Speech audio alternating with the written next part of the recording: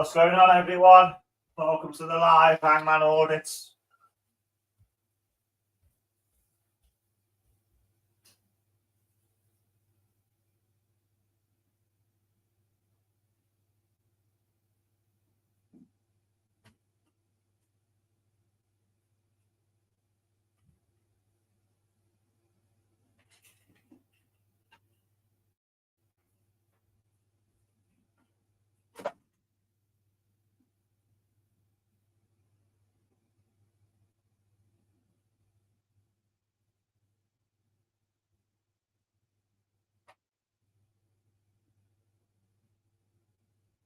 Two seconds, guys.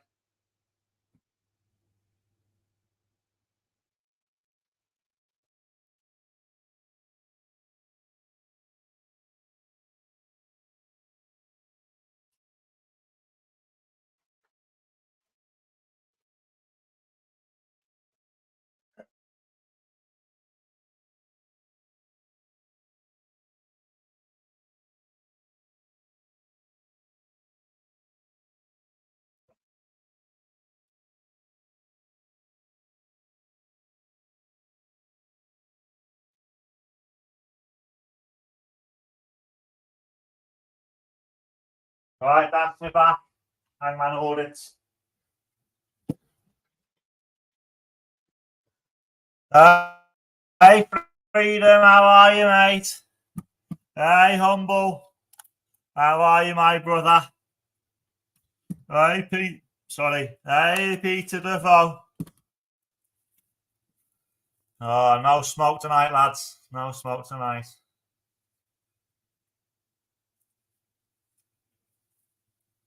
So, how are you all? You missed me, yeah?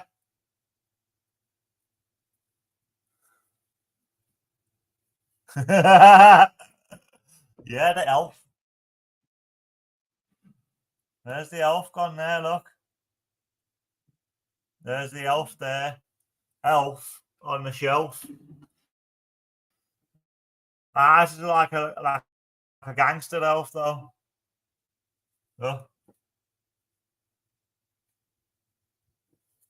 Anyway. How is everyone? Trying to get the elf on the screen, and I look. It's not picking it up too well. No way. Feel like it needs to be there.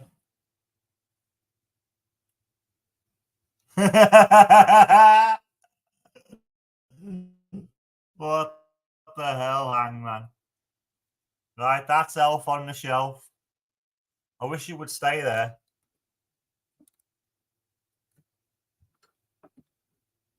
Right. Anyway, let's crack on with the live. We ain't got all day, have we? So today we're going to talk about some auditing. It's not picking it up. I don't think the elf's big enough. See, I don't think the elf's big enough. I know what to do.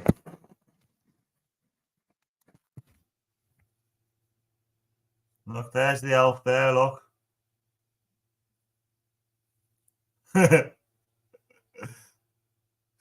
He's gangster. Yeah, gangster. Keep bopping. Yo, back when Hangman was popping. So baby good, so baby into. Yeah. Right, anyway, enough of that messing around.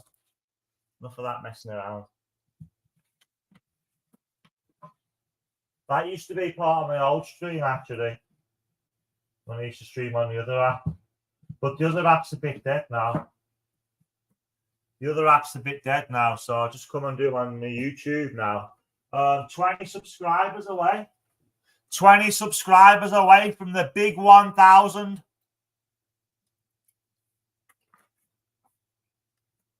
Yeah, man.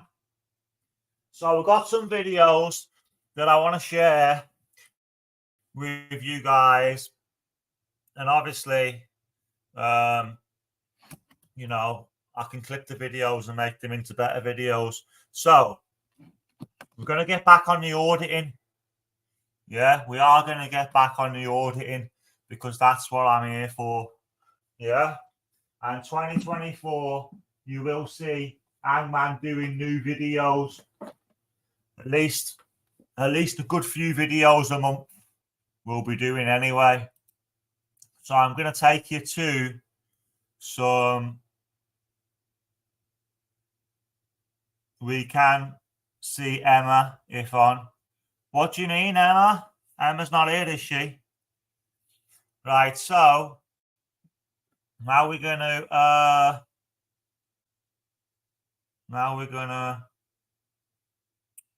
share the screen and let's go onto the YouTube.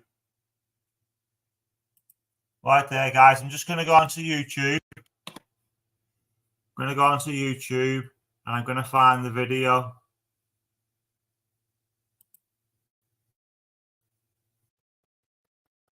What's everyone doing tonight?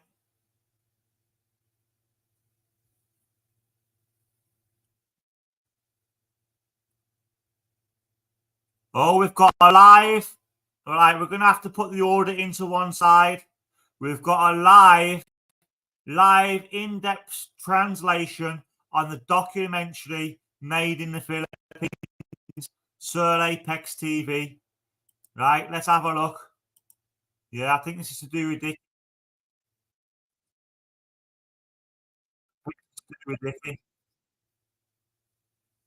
So let's have a look. Yeah, we'll do the auditing.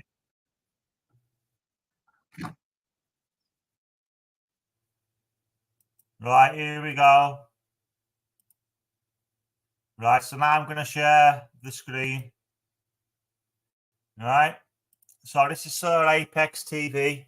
If you haven't seen Sir Apex TV, make sure you go and check him out. Yeah, he's got the latest, up to date. He's the one with all the information from the immigration center in the Philippines, right? Yeah, their aunt, I know. Yeah, so this guy has been to the detention center where Dickie is being held. So let's see what he's got to say. In-depth translation. Hello, everybody. Can everybody hear me? If you can hear me, just say you can hear me. And if Calvin, you can speak.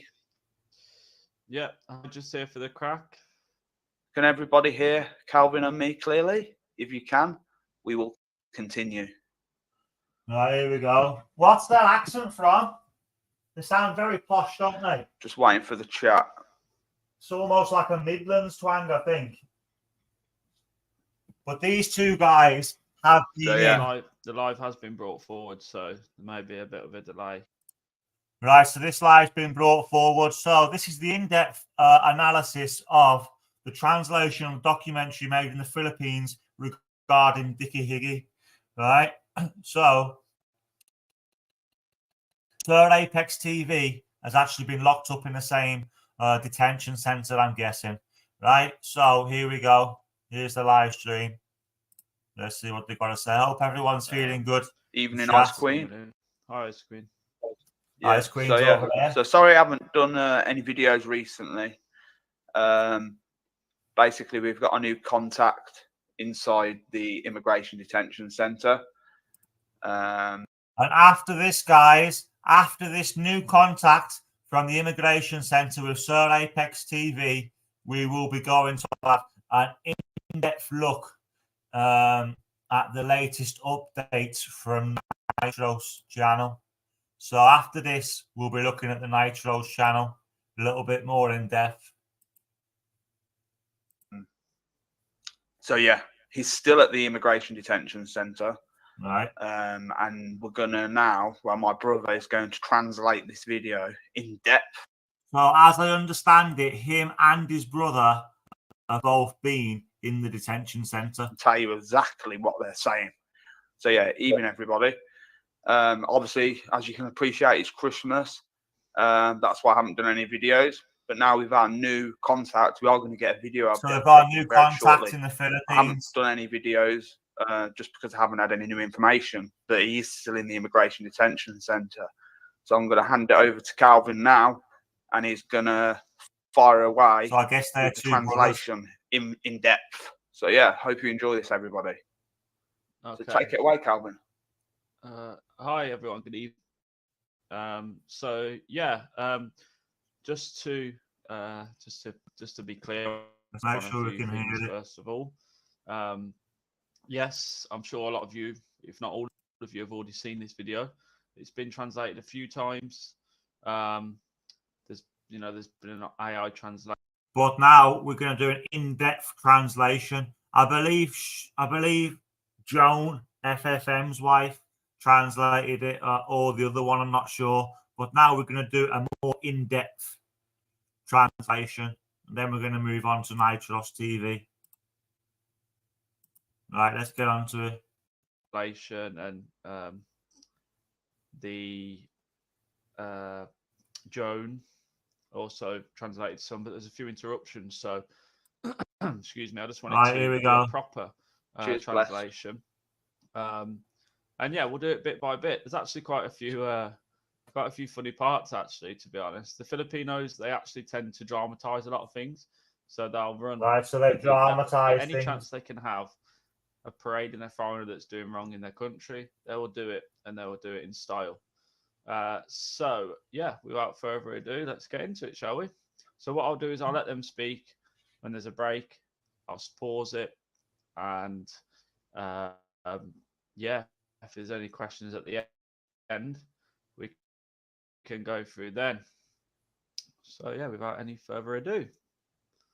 National sa Cebu, hindi lang daw pagpapalaki ng katawan inaatupag, di umano'y sangkot rin sa patong-patong na kaso. Drug possession, assault, arson at rape ng isang menor. Arson? Rubbish, isn't it? You just said arson there. One UK national, not just about the size of his body, but with many, many cases, including drug possession, assault, arson, and rape of a child. Rubbish, isn't it? Minsan mo na rin bang napanood ang vlog na ito sa isang online video sharing application? Stimworks, boys. I hope you don't mind me getting your top all sweaty. Ang kanyang mga content, pagpe-flex ng kanyang macho body. I'm happy on it. So here we are watching the vlog of the UK national on YouTube, and his content is to flex his macho body. Street fighting. Yes, good kick. At ang kanyang love story sa isang Pinay na live-in partner. Nagawa pa niyang mamasyal sa isang tourist attraction sa Cebu. So, so his content is to flex his macho body, street fighting, and also his love story with his living partner, who is a Filipina. And he's also went vacationing to many tourist spots in Cebu. Visiting the Mary Shrine in the Philippines in secret location. You probably know where it is. Itong individual na ito ay subject po ng investigation ng ating Fugitive Search Unit. It's really worrying po na nagtatago siya dito sa Pilipinas, knowing Search Unit of the Bureau of Immigration, and she says that it's really worrying that he's hiding here in the Philippines, knowing his violent past. So what do you think about that, guys?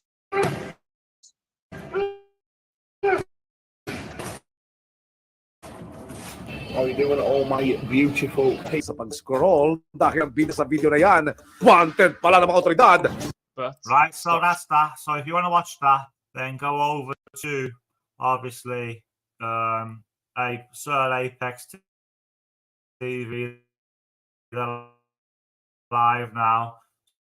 So that's a more in-depth look into the arrest content, you know, we're aiming for. So let's type into this.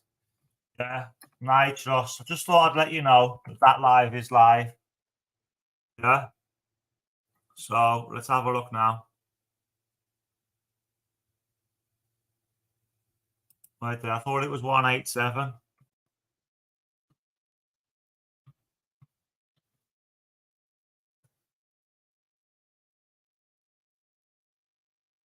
I can never find this channel.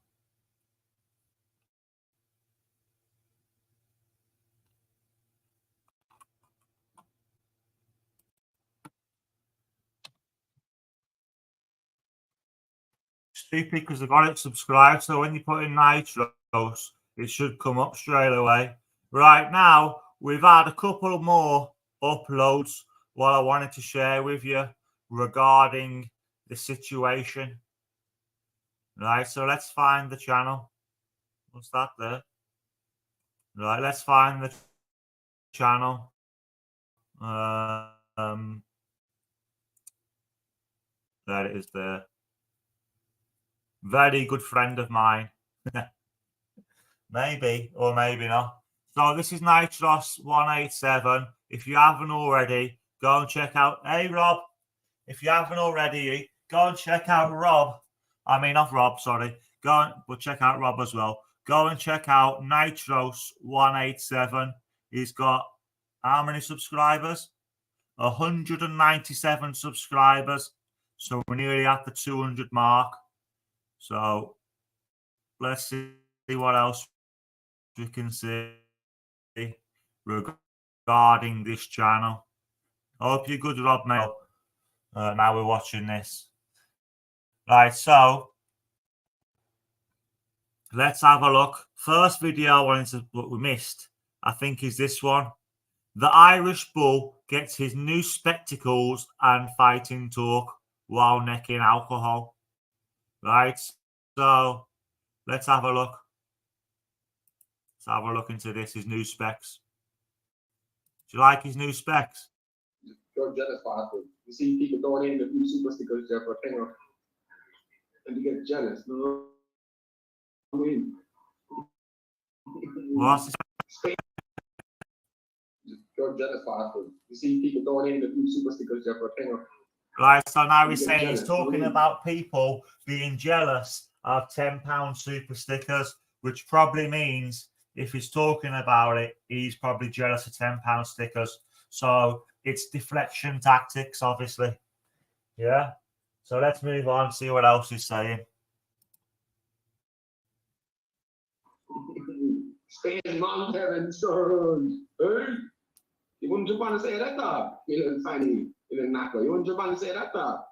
Who's he talking about? Say that, dog? You little funny Mount Heaven Sons. Hey? You wouldn't jump on and say that, dog? Who's he talking about? Spain Mount Heaven. And you get jealous, know what I mean? Spain Mount Heaven Sons. Hey? You wouldn't jump on and say that, dog? You little funny, you little knacker. You wouldn't jump on and say that, dog? Come on, idiot. Yeah, Them glasses you are awful. say that to you with fucking glasses off, you little mug. Yeah. You would say it to me with the glasses on, but you wouldn't say it with the glasses off. All right.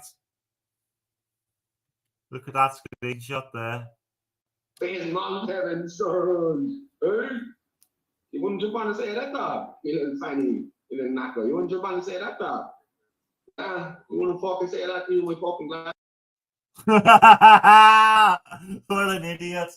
You already look like you got about 2 black eyes and you're going around bullying women, trying to get a little gang together, yeah, trying to prey on the weak-minded people, yeah, from a certain chat to get them on your side, to spin them a narrative. Disgusting behaviour. Yeah, disgusting. You wouldn't jump on and say that, dog? Yeah, you wouldn't fucking say that to you with fucking glasses off, you little mug.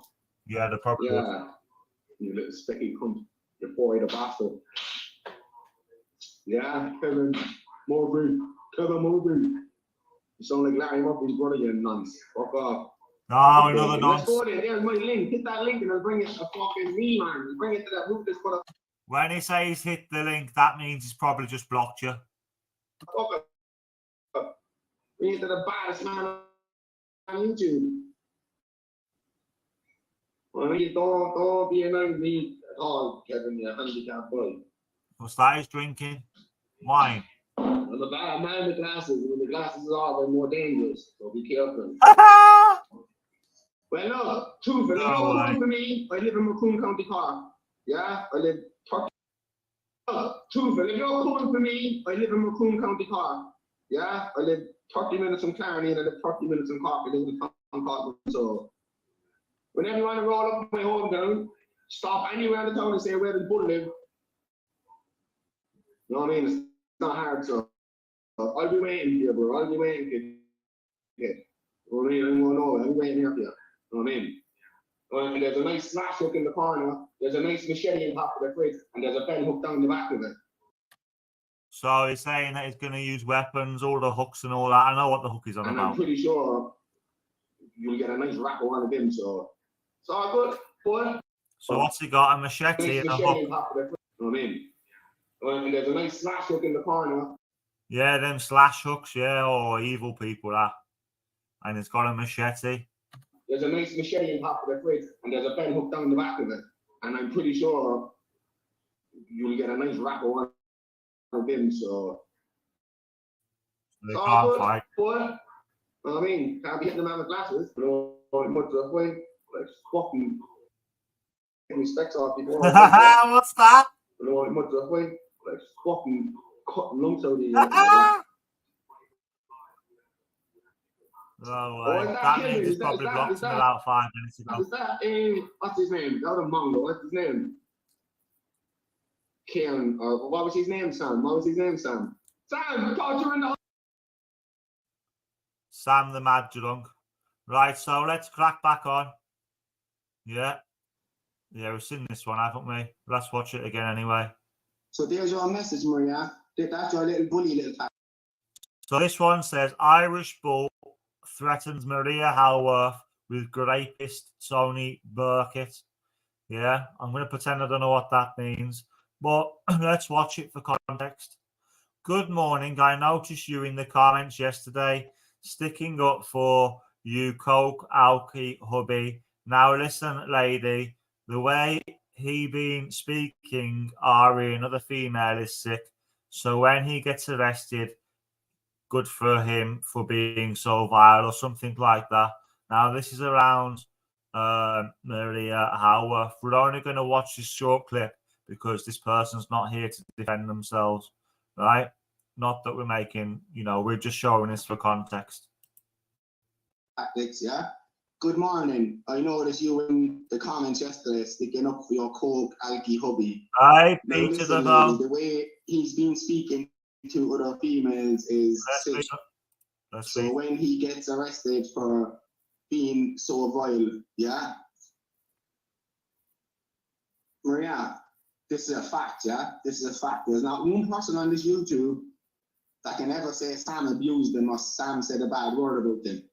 You just don't like the fact, Maria, you fat cunt. You just don't like the fact that Sam is calling him a car. So he's calling a woman a fat cunt there now as well. So he's threatening to expose women's nudes. I'm not going to say who.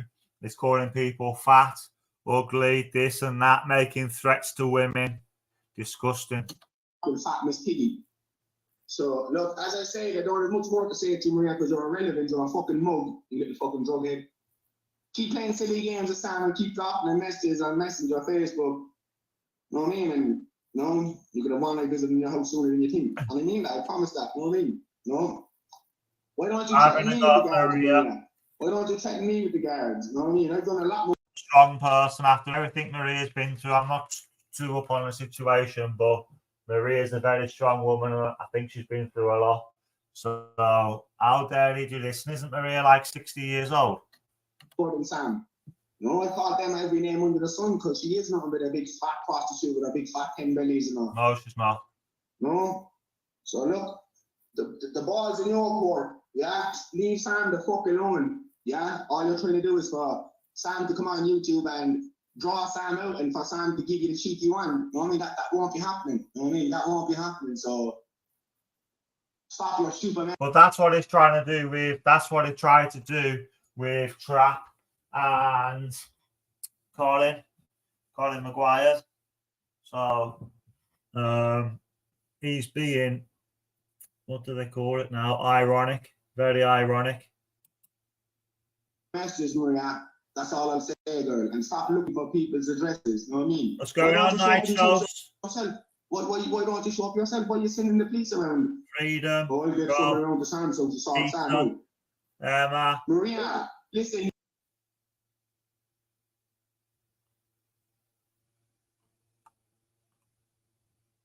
Humble. What's up? You got Brian Cockrell, the kiddie fiddler, going around mocking cancer patients. You've got Brian Cockrell talking about dead people. And you're the best friends with his wife, Emma Cockrell, the fat cunt. You know what I mean? So I can confirm all this is lies. I know about the situation. No, it's all lies. Don't talk shit. You're good enough to go around and say Sam's abusing women. There's not one woman on this YouTube can come forward, and that's a fact, saying that Sam abused them. Only fat Emma Cockrell, he called the fatness piggy, she didn't like it, yeah? But on the other hand, you're friends with fat Emma, and her husband is trying to kill Jamie Boyle's son many times, yeah? He's mocked cancer patients, yeah? And he's mocked the fucking dead. You're best friends with that fucking fat cunt's husband. So you have no right to talk about Norman, you fat mongrel, yeah? Disgusting. You've absolutely got no fucking right to talk about Norman. Absolutely disgusting. So if I was you, I would take this as a fucking warning. Yes, if I was Bull, I take it as a warning, yeah? Trust me, as I say, Tony Bucket's going around asking people £200 for your address. Why is he looking for your address? I suppose because you got so many Sarah's laws in them. You know what I mean? But that's for another conversation. So, look, Maria, put your big fat glasses on the next time you're sending a message to someone, yeah? And just be careful who you send messages to. That's all I'll say to you. Because what's good for the business is good for the gambler. Someone can show up with your door as fast as show up with Sam. And that's a fucking promise. That's a promise. Exactly. And it was 3 weeks ago, and you give the warning out and nothing's happened. So let's go back to the channel now.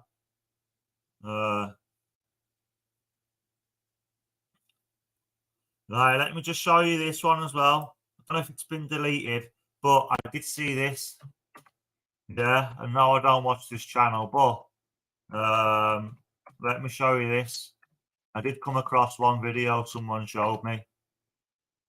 Right, here it is here. Right, this is a different person, you know. See, I'm not subscribed.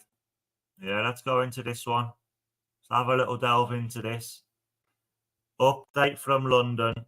Where's the one where the bird shits on him? There, look at this. This is the only video I'm ever gonna play of this man. Right, watch this. This is awesome. Watch this.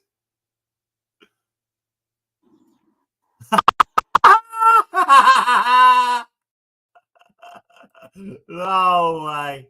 I'm fucking dead. So I thought, right, I'll go and have a look on his channel. Yeah. The first video that came up, this is Tinfoil Warcry Fake Publishing, right? Yeah. And that is shit. That is shit. Right? So we're going to give that a dislike. We should really give it a like, but because it's on this channel, we're going to give it a dislike. Right, let's watch it. What a day.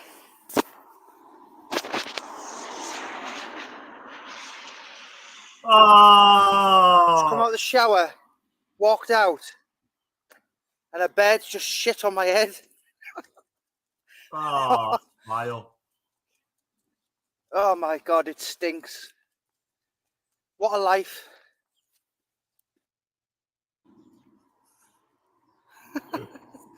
What a day. Well deserved. Just come out of the shower, walked out, and a bed just shit on my head. There you go. Karma. Karma for you, son. Right, anyway.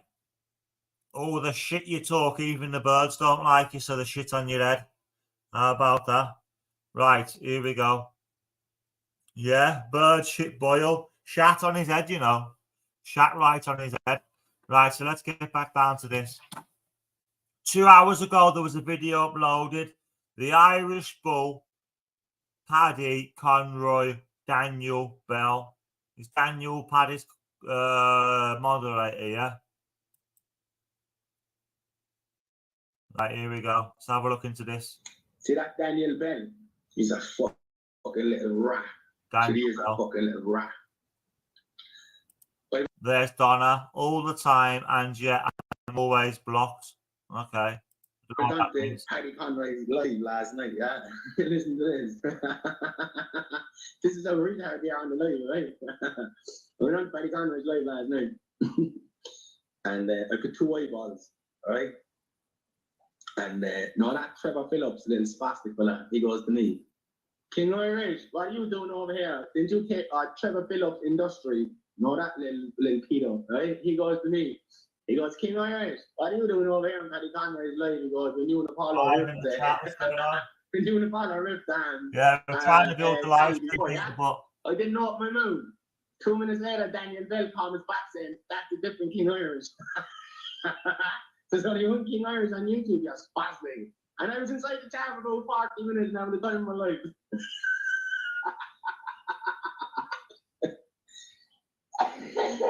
Fucking handicap. Mother's life, handicap. They're picking up all the info from inside them.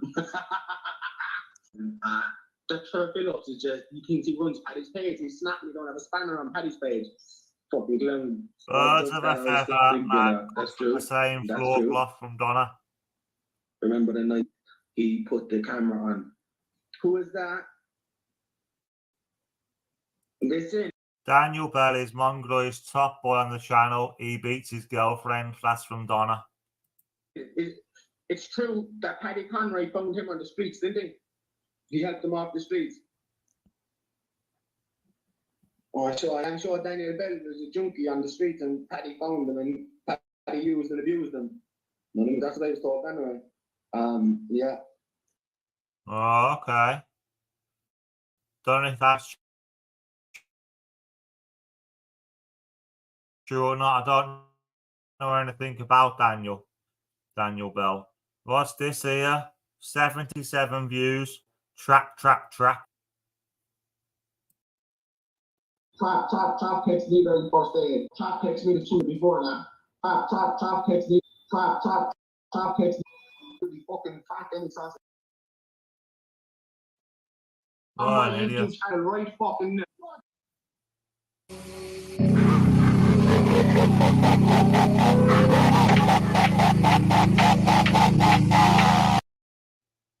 Helen, sing a song, you fucking woman. It's because you're fucking little nuns. Let's go, you little fucking fanny pad. Let's go, you little. Bye bye, baby. Whoa, we can't play that. What shall we do with the drunken sailor? What shall we do with the drunken sailor? Oh, that's crazy. Crazy madness, yeah. So these people are going around threatening women, you know what I mean? Threatening to cave people's head and stick bullets between the nappers, stuff like that. So it's very disgusting behaviour. So if I was people on here, I would report this page. Yeah. If you support, you know, people not abusing women, stuff like that, especially our friends. Come on, King Irish darling. The Irish Bull and Apollo. Calling me darling because you're letting volumes kicking in, girl. That shit don't work with me. Get a grip. Get a grip. Honestly. Going on and I never She-Bull. know and she will not be bad to her, but listen, as I said, you've been in my chat night after night after night, girl, and you literally like 40, well, that's a lie, not 40. You could about 10 to 12 messages one after another inside chat, absolutely making no sense to no one or talking to no one. Look, girl, you don't know if you're coming or going.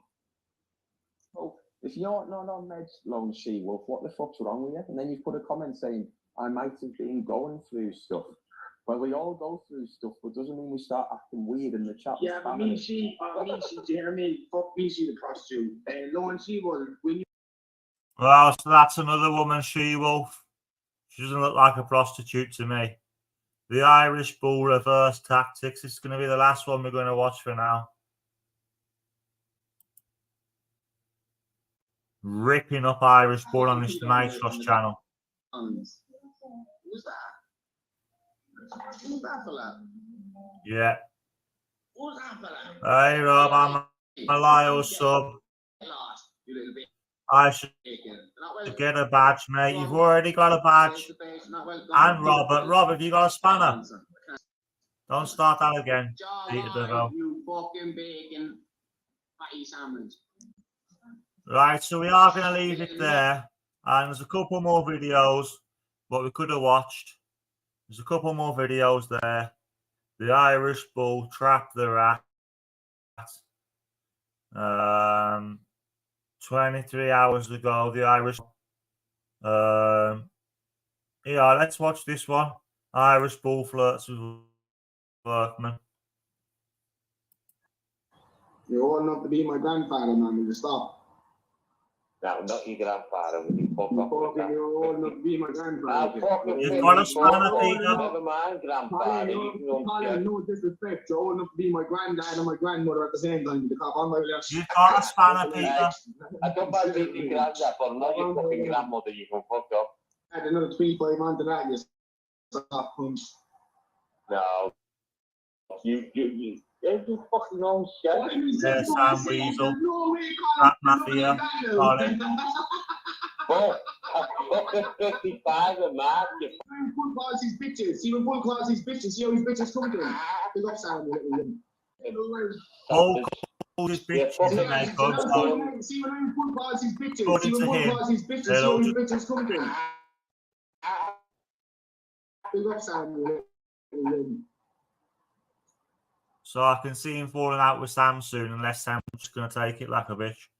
Right? So let's have another little look. I was watching this earlier. Namibia live stream, live from the watering hole. Yeah, how about that? Karate Marty training camp. JDP, yeah. Travel and banter. That's travel and banter, JDP. Yeah. That's Marty. I'm back. 10 most hated towns in England. Right. Did you all see the UFC on the weekend as well? Yeah. That was good, wasn't it? The UFC. Brilliant, wasn't it? Mad. Me. Blue Dream. Freedom. Crazy Bro. 25. Not bad, Indica. Hitting the bong. Insane in the membrane. I ain't got no fire. I don't have any fire. I'm very, very poor. I'm a poor broke man. But here we are anyway. Let's have a little look. I wonder who he's talking about. Hope you all drink it up. Clippy DT. Danny G, isn't it? Let's have a look at Danny G. I've not seen this guy before. I've seen him start popping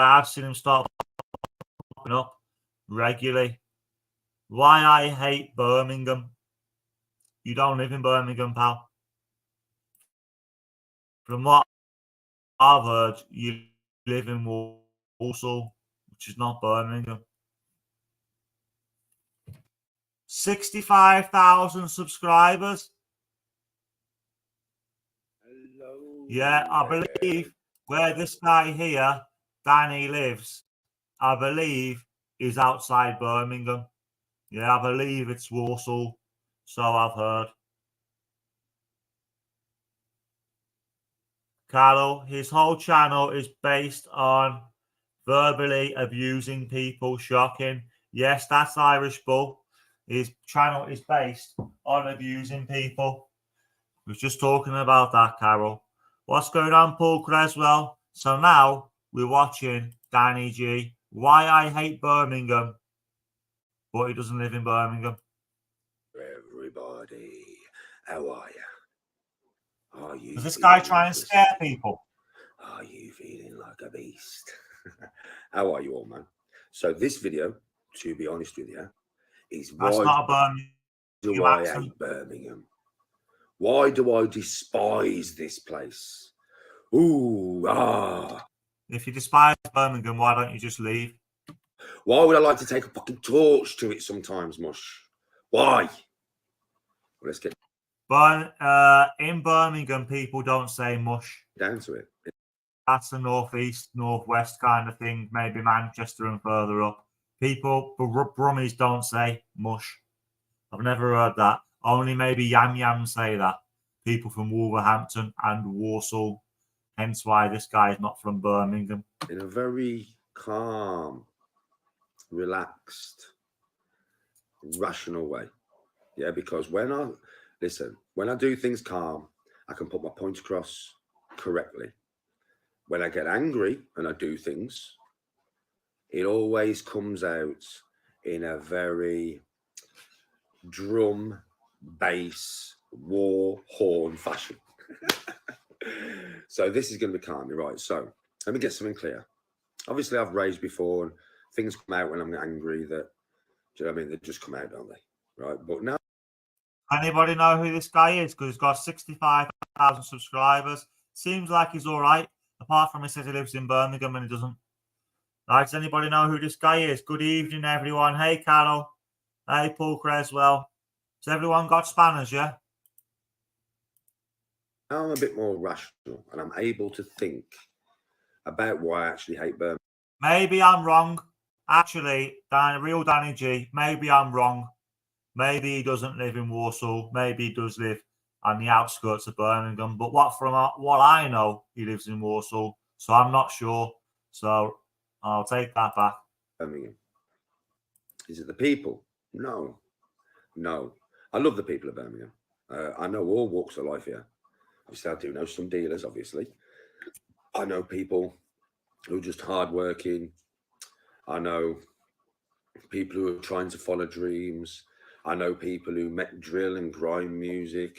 I know people who make normal music. I know just normal lads who play football. I know so many different walks of life. And I've got nothing against the people of Birmingham whatsoever. It's not the people that I have a problem.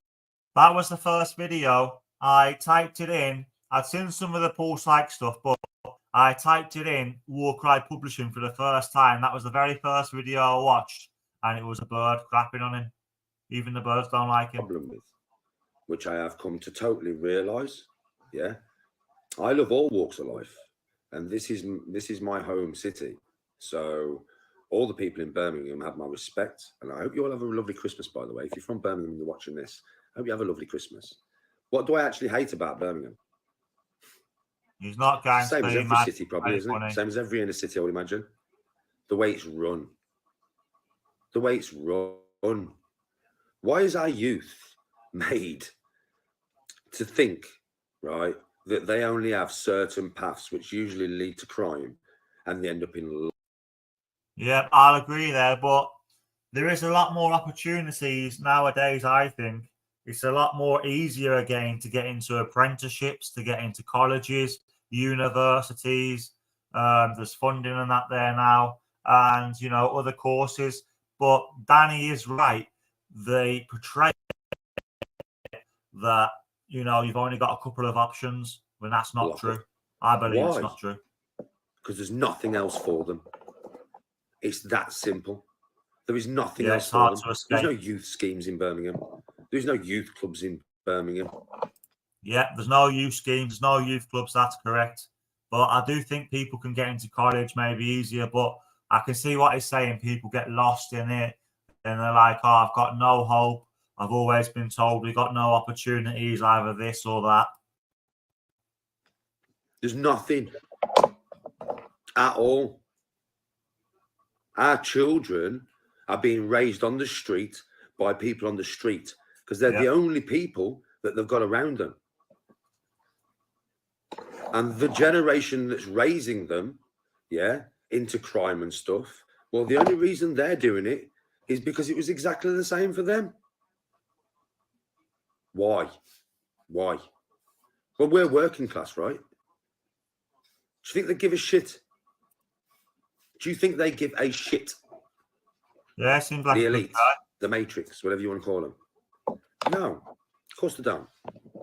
For every one of our kids that gets locked up, or every one of our kids that gets put in the morgue, it's a victory for them.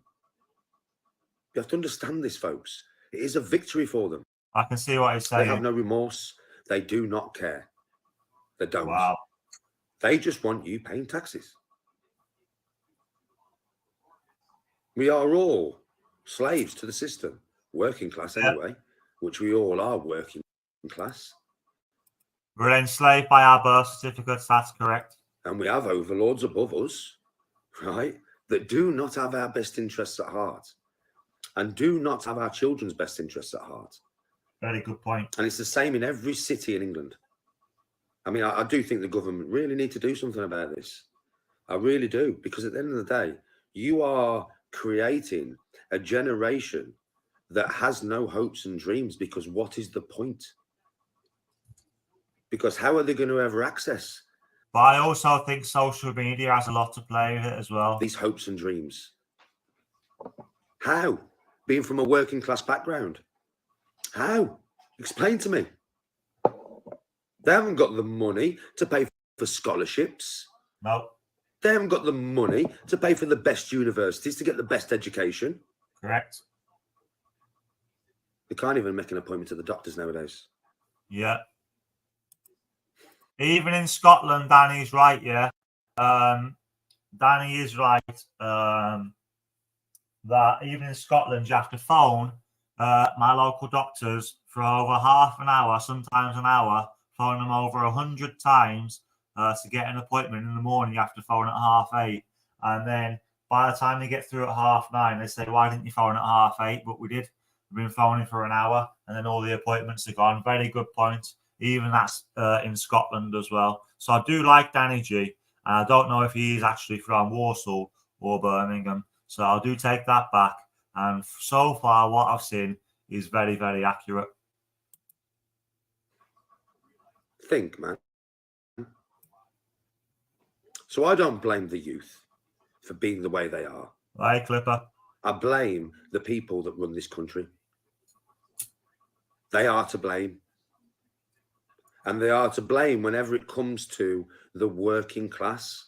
Us, all of us. You can call it the working class.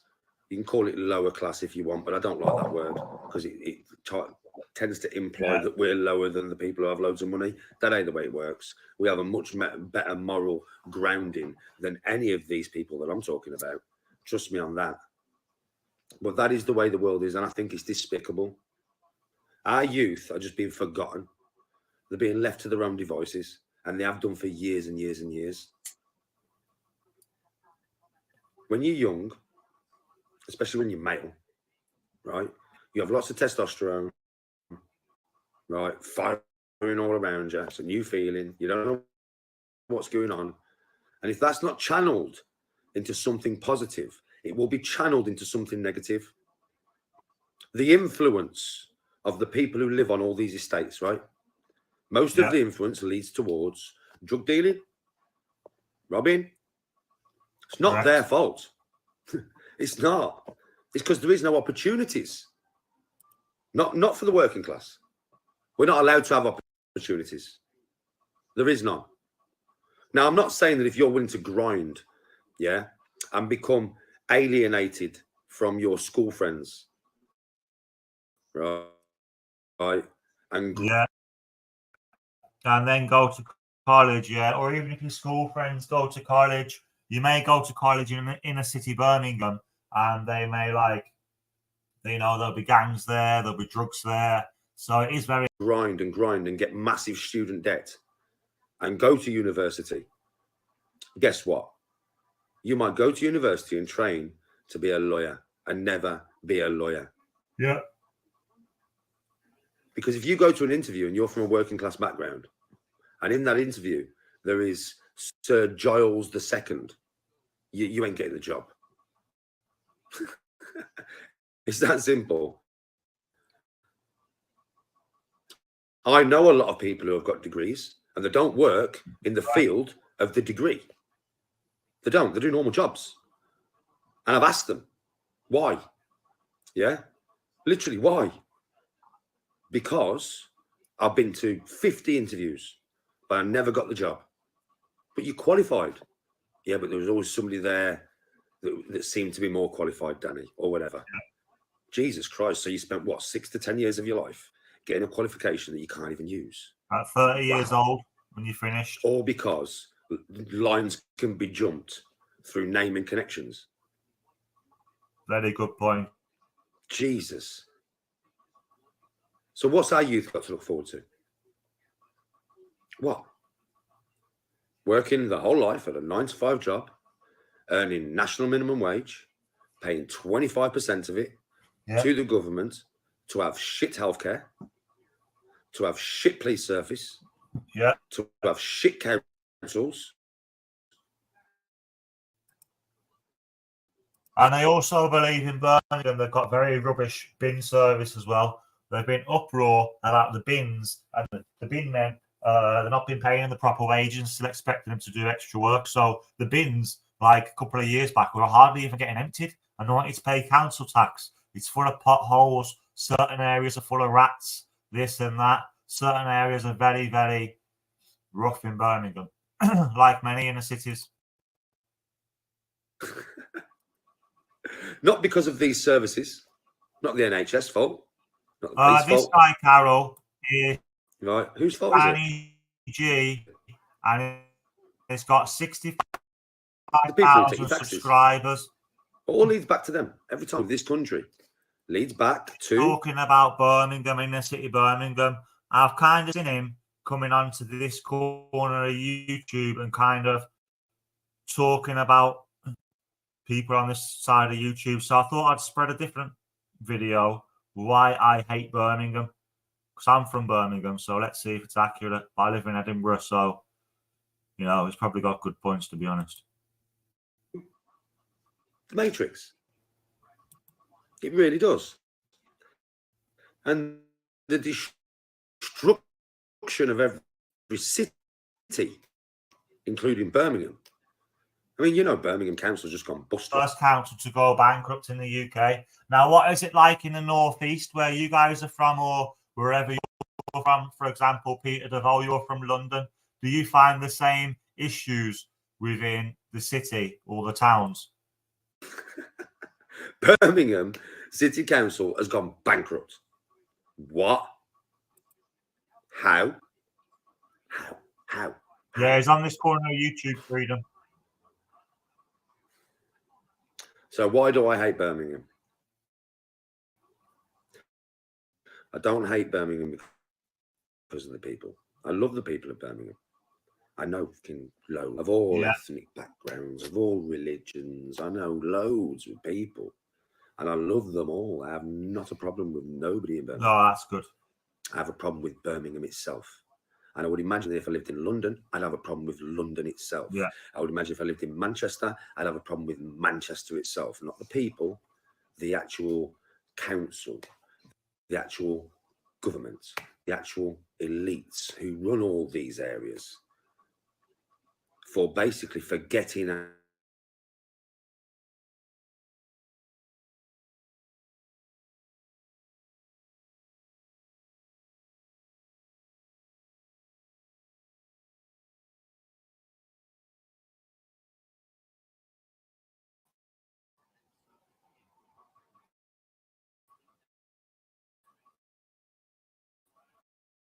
That's why I want out. That's why I want out. Oh, I've had I lots see. of trust. Why? So who am I to say Danny's not from Birmingham when he's just said he wanted out of Birmingham? Maybe that's why, if he does, that's maybe why he lives in Warsaw now. So that's why I took that back and said, you know, he's a full Brummie like the lost. I mean, I live in Edinburgh, so who am I to say people don't live in Birmingham?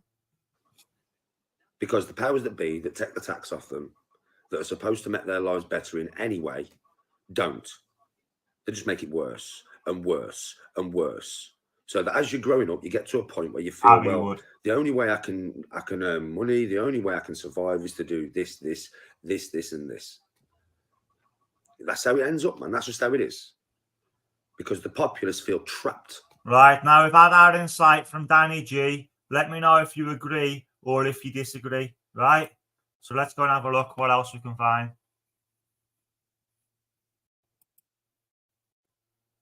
Let's go and have a look what else we can find. What was I going to put in there? Right there, let's go back to the home.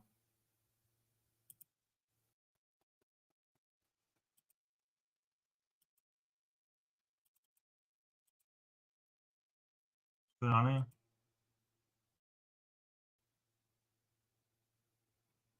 Councils in the towns. Councils sold our towns out. No way. I'm in Abbeywood. Yep, London's the same. Right, let's move on. Let's move on. So we've got Karate Marty's training camp. That's by JB. Yeah, earlier I was watching in Namibia. Bloody hell, wait there. Sorry, guys.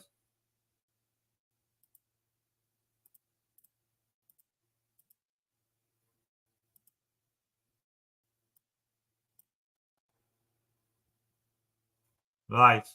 So, oh, bollocks. What's happening?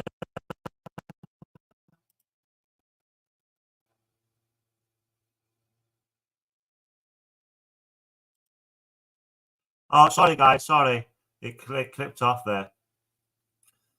So I've been looking into this. Been looking into how to get the YouTube popping.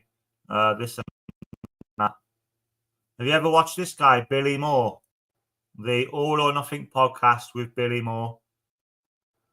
I've seen that. 10 most hated towns in England. I think we watched that before, didn't we? 12 days ago. A new one, JT Reacts. So that's JT reacting to it.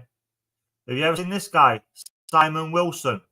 Sneaks into local events and stuff. Very good. Now let's do a review of this video here. I wanted to do a review of this video here. I've been watching this channel. I'm going to show you. Indigo Traveller. Yep, so this guy is called Indigo Traveller. It's one that I've been watching. It's about war-torn countries and stuff like that. Inside. So this is the toilet here. When they go to the toilet, it just... Inside Nigeria's biggest slum. Yeah, this is the one I was watching. Day one, arriving in capital of Jamaica. So let's watch that. And let's do a reaction video to it. Has anybody ever been to Jamaica? Right, let's do a reaction video to this then. Watching it first with Hangman.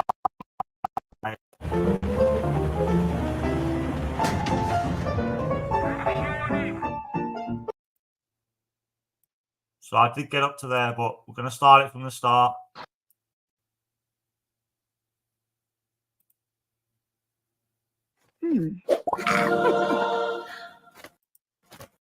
Oh. Yeah. I have to get them adverts taken out. Turn on. What's your name, Rickard? Not turn on. Your workshop's all flooded, sir. Yeah, well, should repair it. I need a repair and come on to do it. But I have to still go on. I can't make that stop me. There's just mosquitoes everywhere. You come to a place like this and people are just scrambling through the dump, and a lot of this gets recycled. We've met a local, he makes his money off the dump here. So all these electronics here is hooked up to cameras out on the street. You can see when police or other gang members are here. You have to have the camera set up so you can see what's happening. It's very dangerous. Here on the top of the tree is the camera. Another one here. And let me guess, you got those in the dump? Yeah. Good morning. Morning. How are you? I'm fine. You can see there's been hurricanes here lately. The bed and the water is just completely flooded. So I start recap and groove tire. So we've come into one of the buildings. So this is Kingston in Jamaica. Arriving in Jamaica's capital city, beyond dangerous, day one. This is by Indigo Traveller. He's got 1.94 million subscribers, so this will be good. So let's watch it. Let's do a little reaction to this. Buildings, local gang. Because you know, you say Birmingham's bad. I can walk in front so I can film and not get them on camera, obviously. Jamaica, music, beaches, and gang violence. Government of Jamaica declared a state of public emergency to combat rising violence. It seems to have a split reputation. I've always wondered what Jamaica is actually like on the ground. Jamaica has an astronomically high murder rate in some of the most dangerous neighborhoods in the world. Let's see what it's like for ourselves, shall we?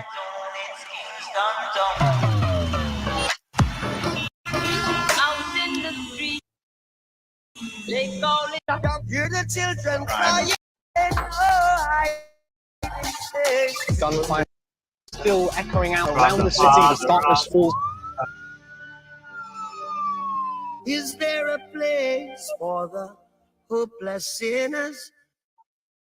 No, it's not. Hello and welcome to we're actually heading to Tivoli Gardens, which is one of the most notorious neighborhoods in the whole of Jamaica. Here we are in the capital city here of Kingston. This neighborhood is famous for turf rivalries, gang wars. Jamaica actually has one of the highest murder rates per capita in the whole of the world. Needless to say, I'm a bit nervous going into this. Jamaica has a colorful history, beautiful culture, great people, and obviously there's so many layers to that. So let's go and see if we can uncover some of those layers today.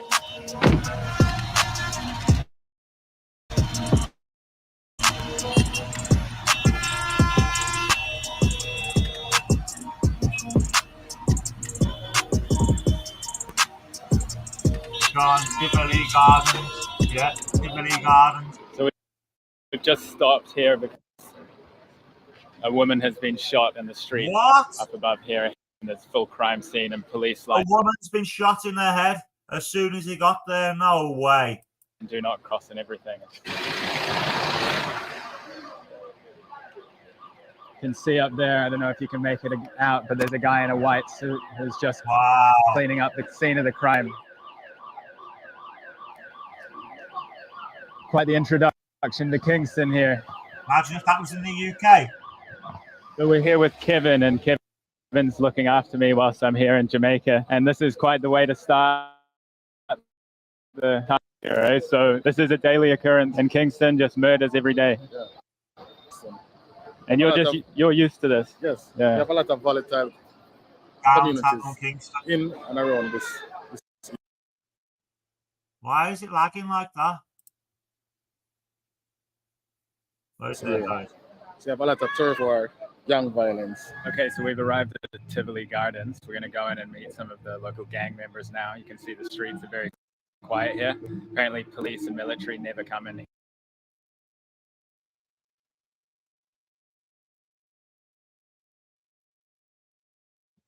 Right, we seem to have a bit of an issue here actually with the StreamYard. Yeah, and if they do, they yes, come in like fully armed to the Tivoli Gardens. To be in this neighborhood is quite something.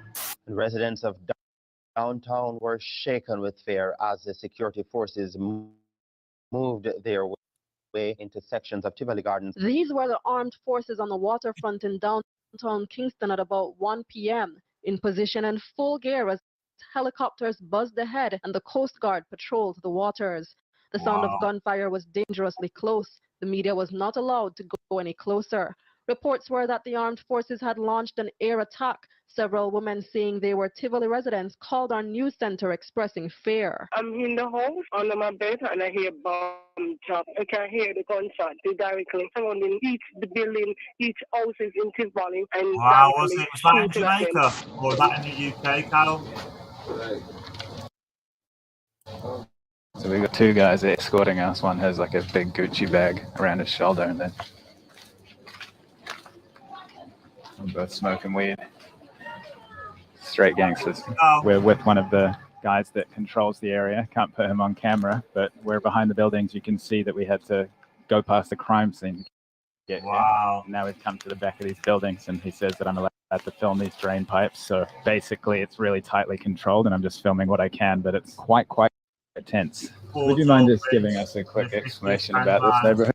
Over the years, it has been run by Jamaica by one family, gangsters. It was Dodos, cool. They call him president. So it was run by a Douglas, yeah, who was a gangster family. So let's hear about this. He's been extradited to the US. He's sentenced now. Oh, he's been extradited to the US. Why is that? And serving it his time. Christopher Dudas Coke, one of the world's most notorious drug traffickers.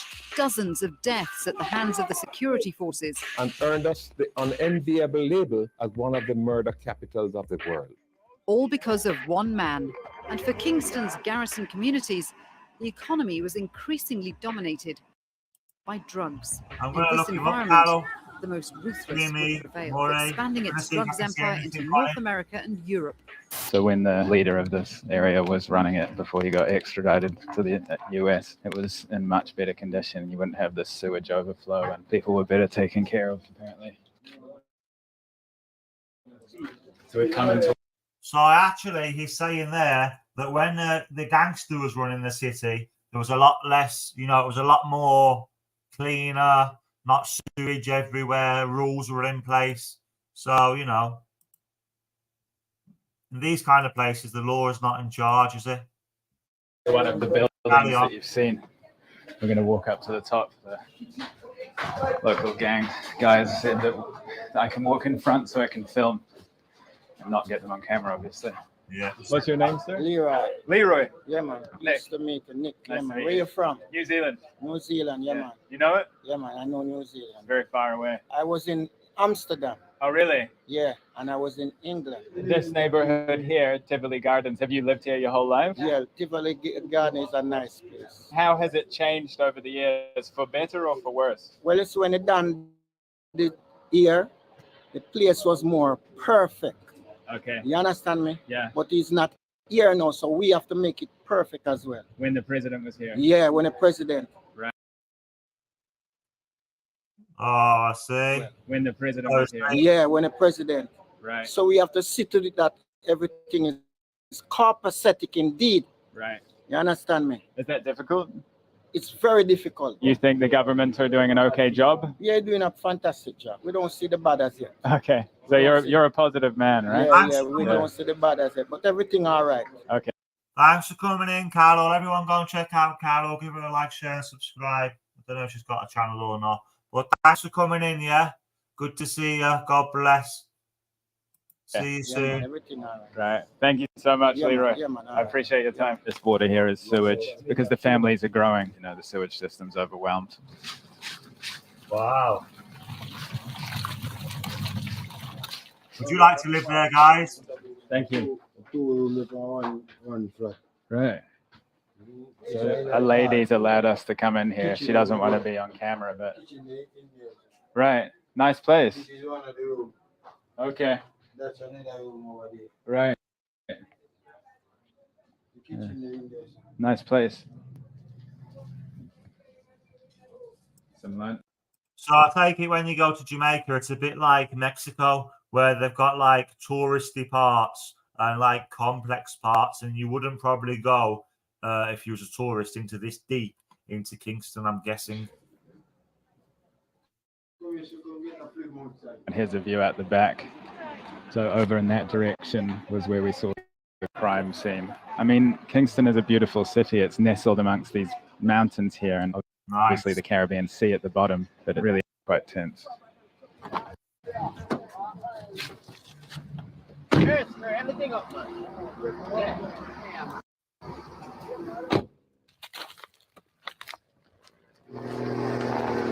Oh, wait till the next one, Peter. Okay, so we've come to Riverton Dump, which is the... So that is the dump in Jamaica. Rada. We can't spend too much time on that. If you want to go and watch it, check it out. Indigo Traveller, 1.9 million subs. Going to give him a subscribe myself. Day one, arriving in Jamaica's capital city, beyond dangerous. We are going to move on to something different now. Yeah, very, very different this is. Yeah, you know how we like to switch it up a bit. Yeah. Vancouver, Canada.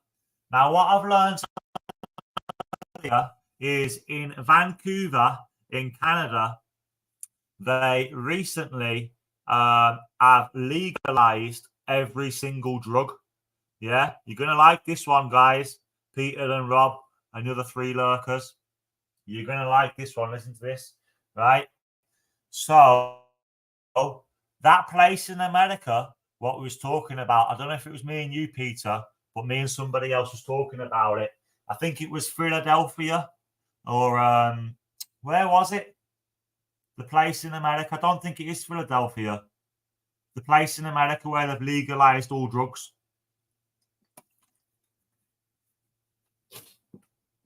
Yeah. So there was a state in America that legalized all the drugs. Now, that was in Philly.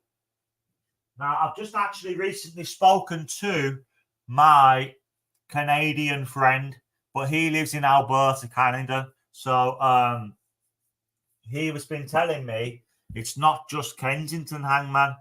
Yeah, he said, Hangman, I live in Canada, and it's not just. He said, go and check out Vancouver. So I checked out Vancouver today, and it said, I investigated the country where every drug is legal. Wow. Let's go and have a look into this. Delve into this then. Have a pay transparency plan but don't know how to get started? Let us help you put your plan in motion. Say hi. So this is in Canada, and this is a very good documentary explaining all the reasons why they would make Vancouver, Canada, their what is it called? Delegalized drugs. Yeah. We don't need to worry about the number of viewers we got because we're trying to get more watch hours. So we've had about 3 or 4 people watching for an hour. So that's 4 hours watch time. So thanks to everyone that's watching, right? We will get there. Right, Vancouver, Canada. I don't care. Even if I can talk to 1 or 2 people, we can have a little chat. That's what it's all about, right?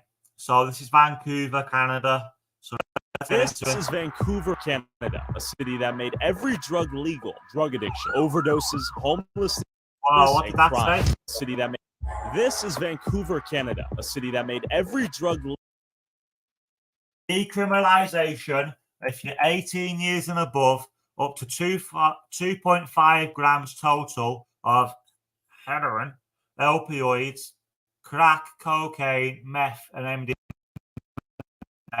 And obviously, they've decriminalized weed anyway. So that's 18 years old, 2.5 grams, opioid/heroin, same thing, innit?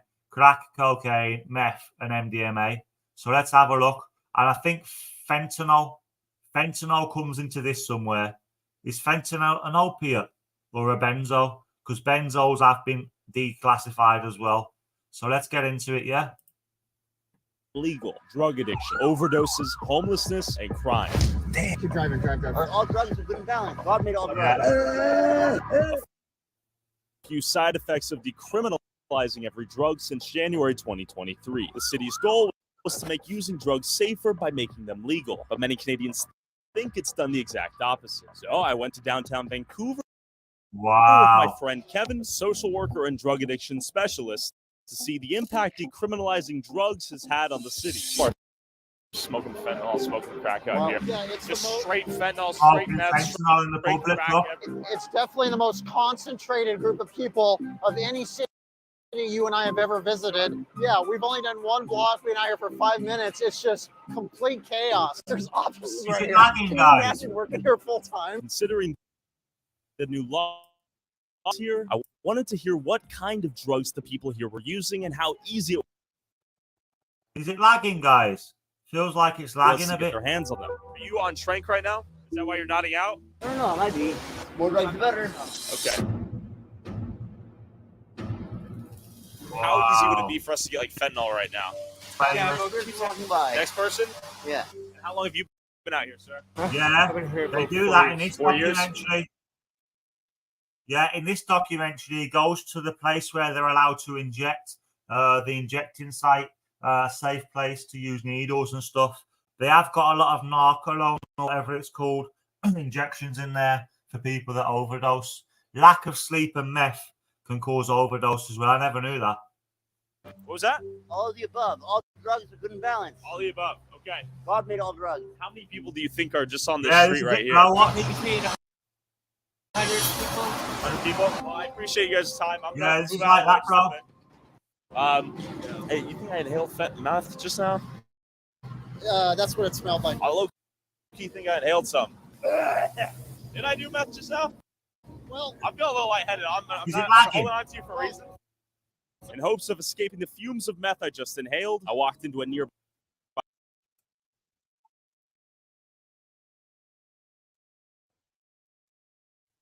Right there. I feel like it's lagging. I feel like it's lagging a little bit.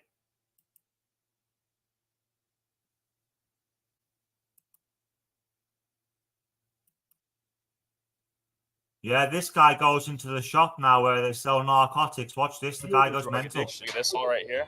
Oh, you're not allowed to take pictures. Okay. Real quick. You're not allowed to take pictures, man. All right, my bad. You have a convenience store selling torches and bombs right outside of all this. What are you using out here today, Michael? It's cocaine. Right, I'm just going to talk over it now. To get cocaine out here? Pretty difficult because most of it is just crap. No, you've got all this trank, you got benzo, you got fentanyl, you got heroin. You don't know what's in your dope. Are you concerned when you use cocaine that fentanyl might be in there? A little bit. I guess. Yeah, Pete, it's the same thing. You'll love this, convenience store owner pulled up on his scooter. You'll love this. I don't even know what you're talking about, man. We're talking to him. Why did he took the picture? Oh, we thought it was interesting. Yeah. Why are you selling torches? I didn't pay for the taxes. Okay, then what's the problem? I'm not saving the cash. Yeah, we deleted everything. Just go walk away. We're Do you done. have any 40? We're not doing this. That's a shop owner threatening him. Let's call it a day. Next time you're coming into my store, okay?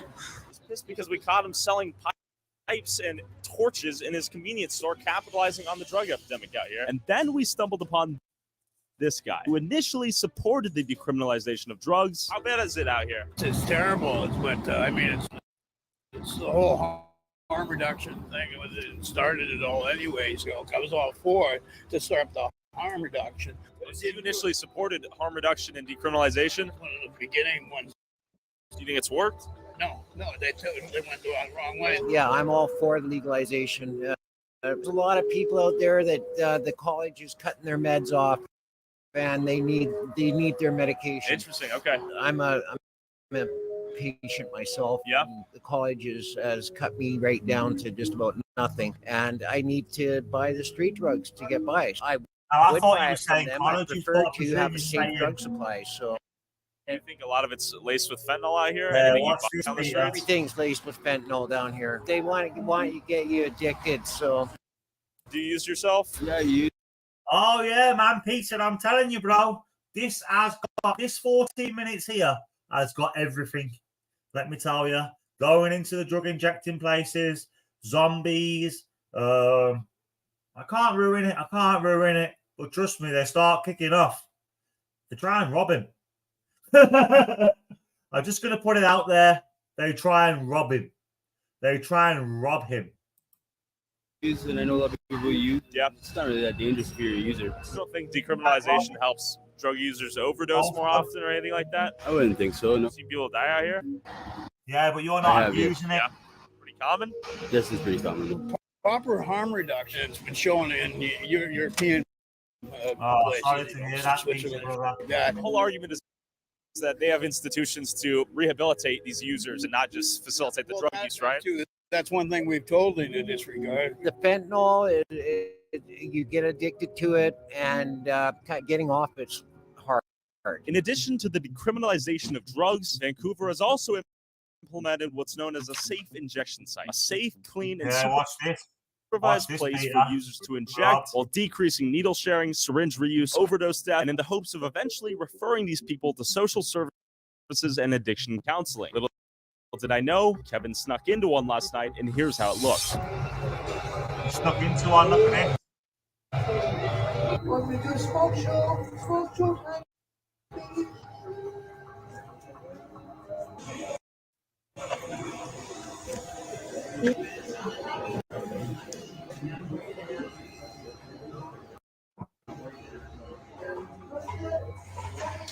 Wow. Look at that. It didn't seem clean, safe, or supervised from the little that Kevin saw. So I went back on the streets to ask drug addicts how they afford their drugs. How long have you been using fentanyl? 6+ years. So is this your buddy right here? Yeah, that's right. Yeah. Wow, He's Rob, nodding out. really? Is he okay? Feel for you. And we saw a line waiting to go to the bank. Are they waiting for social welfare checks to buy more drugs or what? Probably waiting to pay off their drug debt is what they're probably doing. So people are in debt to the dealers out here? Most of them are, yeah. For instance, if you have debt Everyone's stealing. Everyone's selling their body.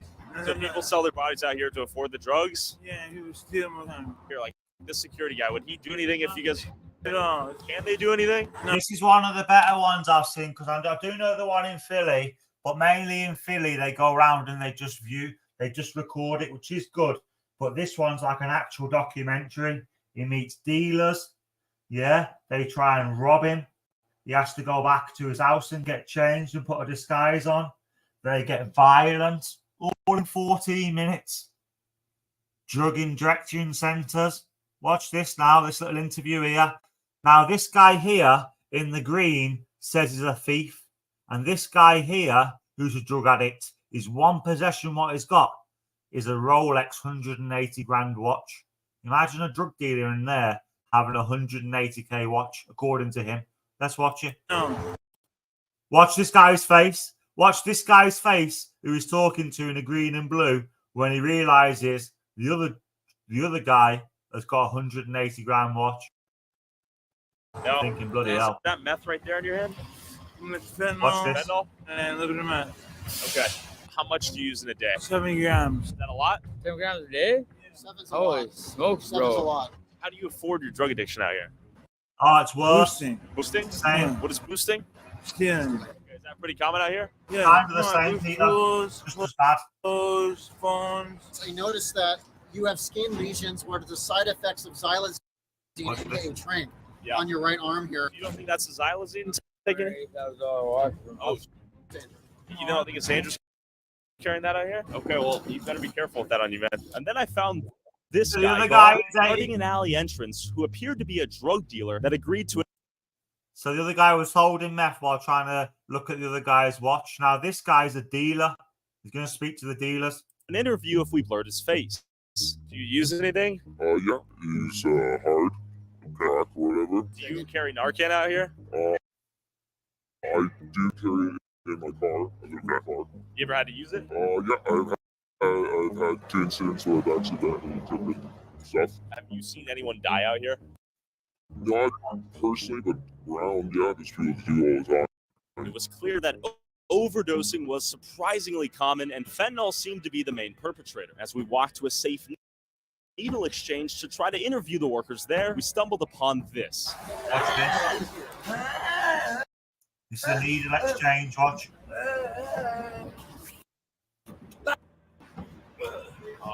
This is where they're handing out harm reduction needle supplies and whatnot. Narcan right here. I think it's probably good to have on hand, actually. Safe injection, we have syringes and stuff. Wow, Narcan. really, Peter? I wonder if we'd hear your opinion on what's going on out here in Vancouver. This very second is Yeah. not a great time. Okay, got it. To get out of here? No, it's just I've Not got a great somebody time. who's Look at just this. Okay. Oh, so Like I'm saying, she's just OD'd outside. Sorry, guys, I can't talk to you now. Let's have a little recap of this. So they've got the Nactolone or whatever it's called. out harm reduction needle supplies and whatnot. Narcan right here. Narcan or something like that. Sorry if I've not pronounced it I properly. think it's probably good to have on hand, actually. Safe injection, we have syringes and stuff. Narcan. We're just wondering if we'd hear your opinion on what's going on out here in Vancouver. this very second is Yeah. not a great time. Okay, got it. Should we get out of here? No, it's just I've got somebody who's just OD'd Okay. outside. Oh, so that's an overdose. Okay. That is what a methamphetamine with sleep exhaustion overdose. Methamphetamine, sleep Overdose in real time exhaustion, right now. Ambulance overdose. is probably coming for him. You look at Dana doing his thing. So This is complete chaos. yeah, Wow. it's an active overdose in real time right there. We are completely surrounded by active users. Yeah. Also, most of my videos on I never knew. I thought an overdose was like when you was like comatose, you're about dying. I never knew you could be standing up, tripping like that, and that's an overdose through lack of sleep and methamphetamine. Wow.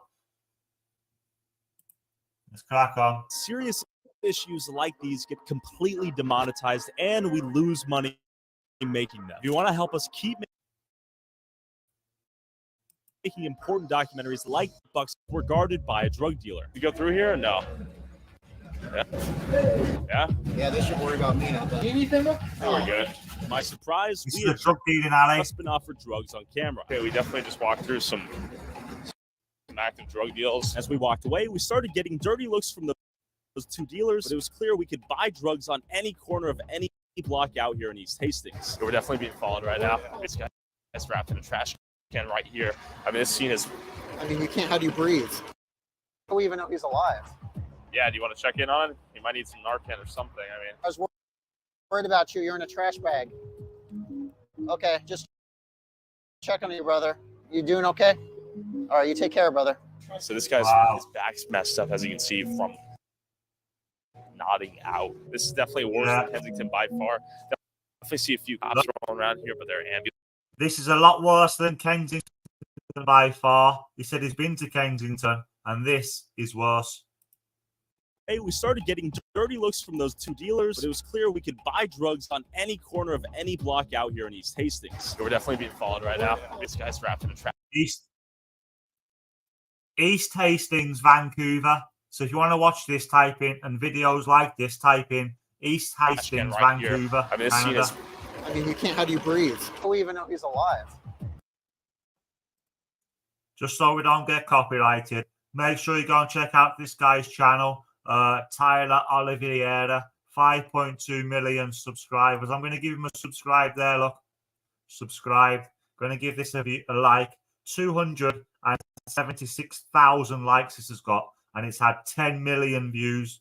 So big up to Tyler Oliveira, and thanks for letting me. Well, I know that you don't know, but thanks for letting us review this. Yeah, do you want to check in on him? He might need some Narcan or something. I was worried about you. You're in a trash bag. Raising awareness. Okay, just check on you, brother. You doing okay? All right, you take care, brother. Yeah. So this guy's his back's messed up, as you can see from nodding out. Nodding this is out. definitely worse than Kensington by far. Definitely see a few cops rolling around here, but there are ambulances pulling out all day long. This guy's picking up leaves. Hey, sir. I noticed your pockets are full of leaves. What are you doing that for? It's a wild one-liner. Collecting leaves. Money? Okay. So he sees the leaves as money. It's harder to get Red Bull than it is fentanyl out here. It is no joke. The repeated use of tranq, which causes the user to nod out for long periods of time, sometimes led to spine deformities and back problems like what you're seeing here. People were nodding out everywhere. Use fentanyl, and the more we Thanks talked everybody in about the here, chat. the Make dirtier sure the you looks we smash the got. like, sticks watching. Something felt off. There's 3 men to your left pointing at us and talking to him, and they're slowly walking over. So just be aware of that. Something's up. Here comes the noise. All right, let's go. Here they come. They're coming to rob you. I legitimately think they try to take us. Haha, they're off. Oh, you Because They're off. They're about to get robbed. He's got no back look. Sounds good. Trying to walk down. Yeah, everyone is eyeballing us. We're gonna get mugged down here. Yeah, they're looking at us right now. Take a quick interview. Look, they're trying to set them up to rob them. There's 3 people following them now, look. 3 people following them to rob them. It's good, isn't it? Brilliant. We got to get all. There's all different kinds of slums and all different kinds of areas. So we're going to watch some different countries as well. What I've noticed is the drug dealers use scooters to get around here. I noticed that they always have scooters and they always have a mask on it, usually a black mask. And they know the moment we're there that we do not fit in, that we are outsiders, and they are watching us. Probably that guy right here. Yeah. Because they always have the black masks on. Get turned around when you said that shit. Drug dealers eyeing us on every block. We hopped in a taxi to go back to our hotel to change our outfits and hopefully not get recognized. But as evening approached, sense of bloodlust, aggression, and murderous intent filled the air. This guy's coming over. Keep driving, drive. Yeah, go. We drive. Watch this. Oh, drive. Let's go. Yeah, go. This is easily the most chaotic place I have ever been. I mean, my adrenaline is pumping. Thank God we're back in the hotel. The shopkeeper told me last night, he said, Kevin, don't go to the alleyways after 7 p.m. Snatch you and they will kill you. And he strongly encouraged me to go back to the hotel. I put on the hoodie so I can blend in a little bit more and just check out this disguise. Low-key think I look like a drug dealer now. You want anything, man? Wait, where? Tyler! Where? Oh, God! Yeah, what's this? actually gotten busier out here. With a fresh disguise to blend into the hood, we headed back out one last time before it got too dark. People were literally robbing each other in broad daylight out here.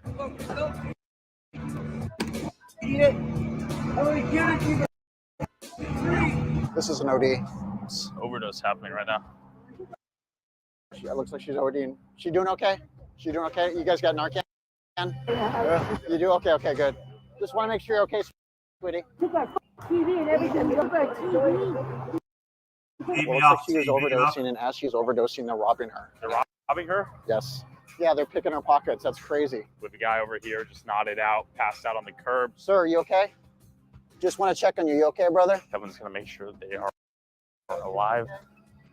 Hey, guys. Are you guys okay? Looks like they're both breathing. Actually, I'm not sure about this guy. He's moving, but it's labored. You want to, I mean, shouldn't they have their heads tilted up a little bit more? I know. Are you okay, brother? Okay. You said yes. This is wild. He had a ton of fentanyl on him. Yeah, I'll check it out.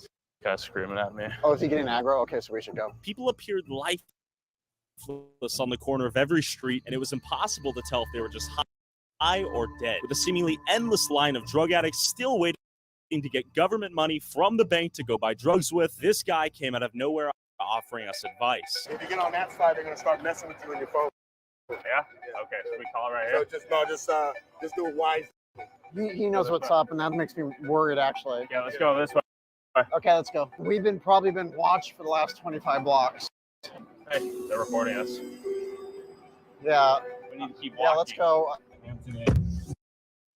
Thank God for our miraculous Uber driver here who's going to speed racer us out of here. Watch The this. insane chaos I'd seen out here. I hopped on a Zoom call with Eleanor Sturko, member of British Columbia's Legislative Assembly, who wants to repeal the decriminalization of drugs. Now, what was the objective in decriminalizing those drugs? That their idea was that this would reduce stigma. They cite other countries in the world that have had some success with decriminalization. They talk about Portugal, Uruguay, Germany, but there's a huge difference between what they're doing and what's being done here. Fortunately, the government is only telling half the story, and they've only put half the work in, because those other jurisdictions actually have.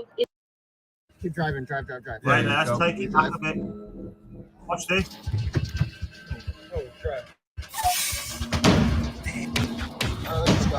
that? But as evening approached, sense of bloodlust, aggression, and murderous intent filled the air. This guy's coming over. Trying to break into the taxi. Watch. We drive.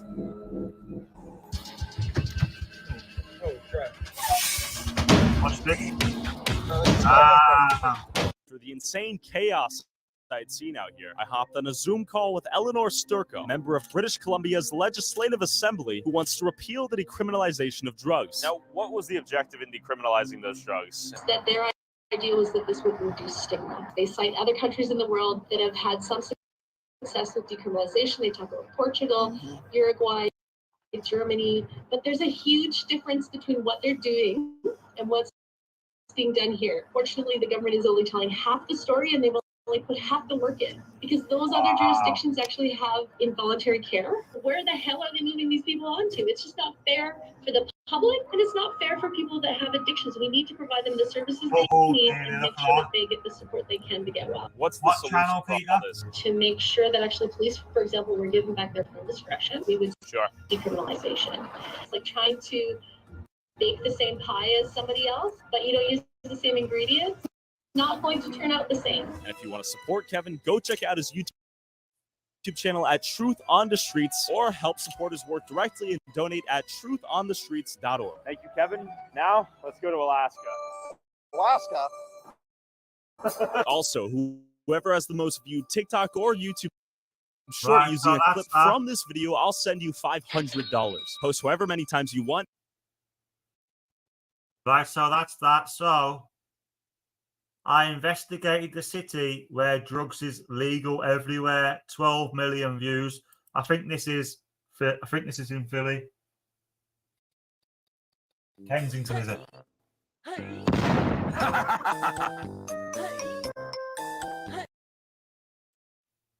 So now we know that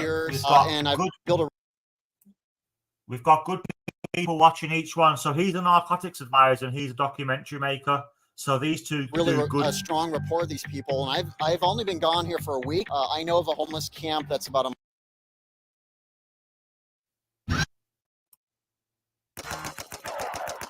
Let's watch it. Let's watch it together. This is Portland, Oregon, the city where every drug is legal. Drug addiction, homelessness, crime. Perhaps a few side effects of decriminalizing every drug, or so I think. Many believe this city is a government experiment gone wrong. But how did this all happen, and what can be done to fix it? So I met up with Kevin, a social worker born. So this is a different one. So far now, Peter, we've got Vancouver in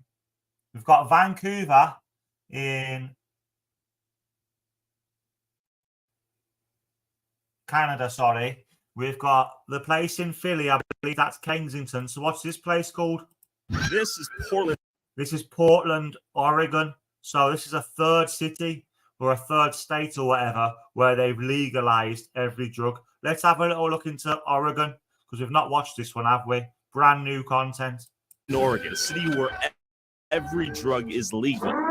Drug addiction, homelessness, crime. Perhaps. Oh, this ain't even Philly. This is now Portland as well. So let's have a look.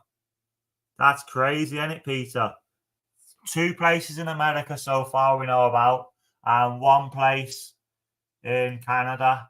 If this was to happen in the UK, imagine that. I'm just going to quickly go to the toilet, so let's watch this for a second. Hopefully we don't get copyrighted while I'm gone. Right, I'm going to put this on for you now. Perhaps a few side effects of decriminalizing every drug, or so I think.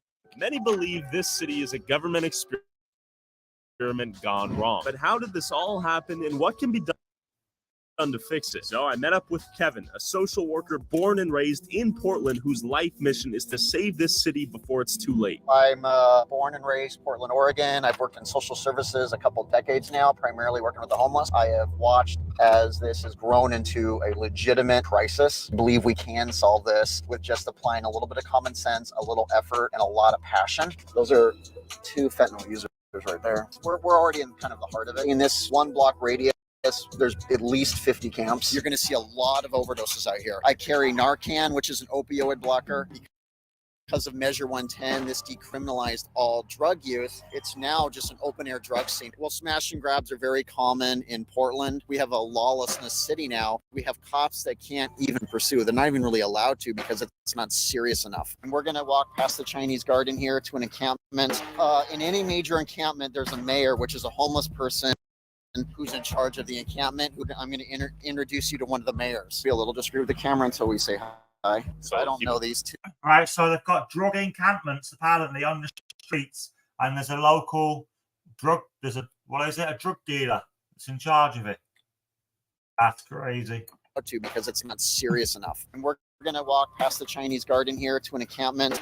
In any major encampment, there's a mayor, which is a homeless person. So the mayor's a homeless person who's in charge of the encampment. I'm going to introduce you to one of the mayors. Wow. Be a little discreet with the camera until we say hi. So I don't know these 2. Keep that in mind. I'll put that. Everybody down there. Kevin? I want to see if JB and Yeah, you guys on right. So no. All right. Well, then we walk away. Thanks for watching, everyone. Just longer than you, brother. Looking forward to Hey, man, I'm Kevin. Well, Kevin is bold right now. Oh, did he move? We're looking for JB. Where's K9? Let's go. You are the boldest man I've ever met. Oh. I'm going to be honest. So what appears is that we have a leadership change, and I noticed that right away because I didn't recognize them. The new mayor's been reelected. He reelected, or he just took the office. You know. What was the likelihood of him using physical violence to beat her up? Yeah, I'd say there was a high likelihood. Yeah. He did have his knife out, and luckily we got away. Yeah, I've been here multiple times the last couple years, and I've built a really strong rapport with these people. And I've only been gone here for a week. I know of a homeless camp that's about 1.5 miles from here, and a guy has shotguns in the trees where if you step the wrong place, it's going to shoot you. And this was the moment I realized Kevin is insane. How many other times have you been assaulted? I've been stabbed twice. I've been punched multiple times. I've had needles shoved into my back, hypodermic needles, so I had to get tested for HIV. Had a guy try to cut my head off with a machete last year. He chased me full speed, and the only reason I lived is because I dove last second as he swung. And after we called the police and he was arrested, he said, "I was trying to kill you because I wanted to be murdered by the police." So I got hit once. He was upset I was filming him. The reason why I was filming him is because he was committing a crime, right? Punched me again, knocked me to the ground. We know you're hovering over that button, but we need your help. We have a That's crazy, Peter, mate. better button, we promise. Right on. That guy's been shot. That guy's been stabbed. Everything, just for trying to help. Here's an example. Dove last second as he swung. And after we called the police and he was arrested, he said, "I was trying to kill you because I wanted to be murdered by the police." So I got hit once. He was upset I was filming him. The reason why I was filming him is because he was committing a crime, right?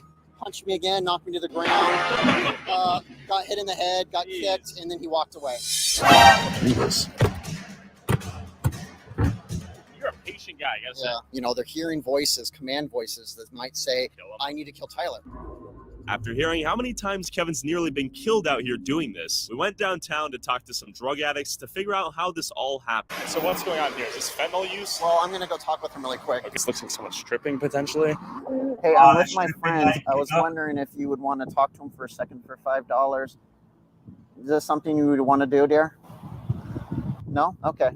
So this is, she is severely mentally ill. She's holding a fentanyl pipe, and as you see, her pants are completely down. Oh, I see. I didn't know this. And, she really is someone who needs serious mental health treatment, and she's not getting it out here. So fentanyl has completely replaced almost all other drugs. So she's got her pants down, that woman.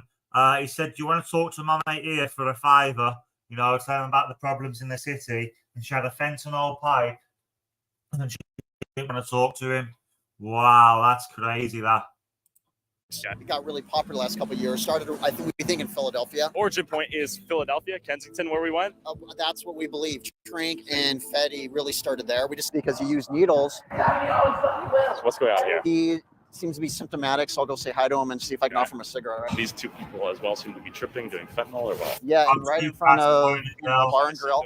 A lot of businesses around here are closed down because of the crime, because of the drug use. This is my friend Tyler. How you doing? I see you're holding a fentanyl straw. Do you want to share with me when you started using fentanyl?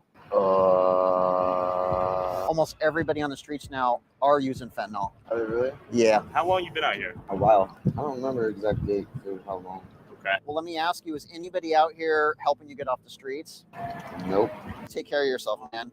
How you doing, sir? Wow. So you're doing fentanyl right now, yeah? I was loading some speed. Do you do any other drugs besides speed? Just loading some speed. Okay. What are we talking here? Fentanyl? Mushrooms, LSD.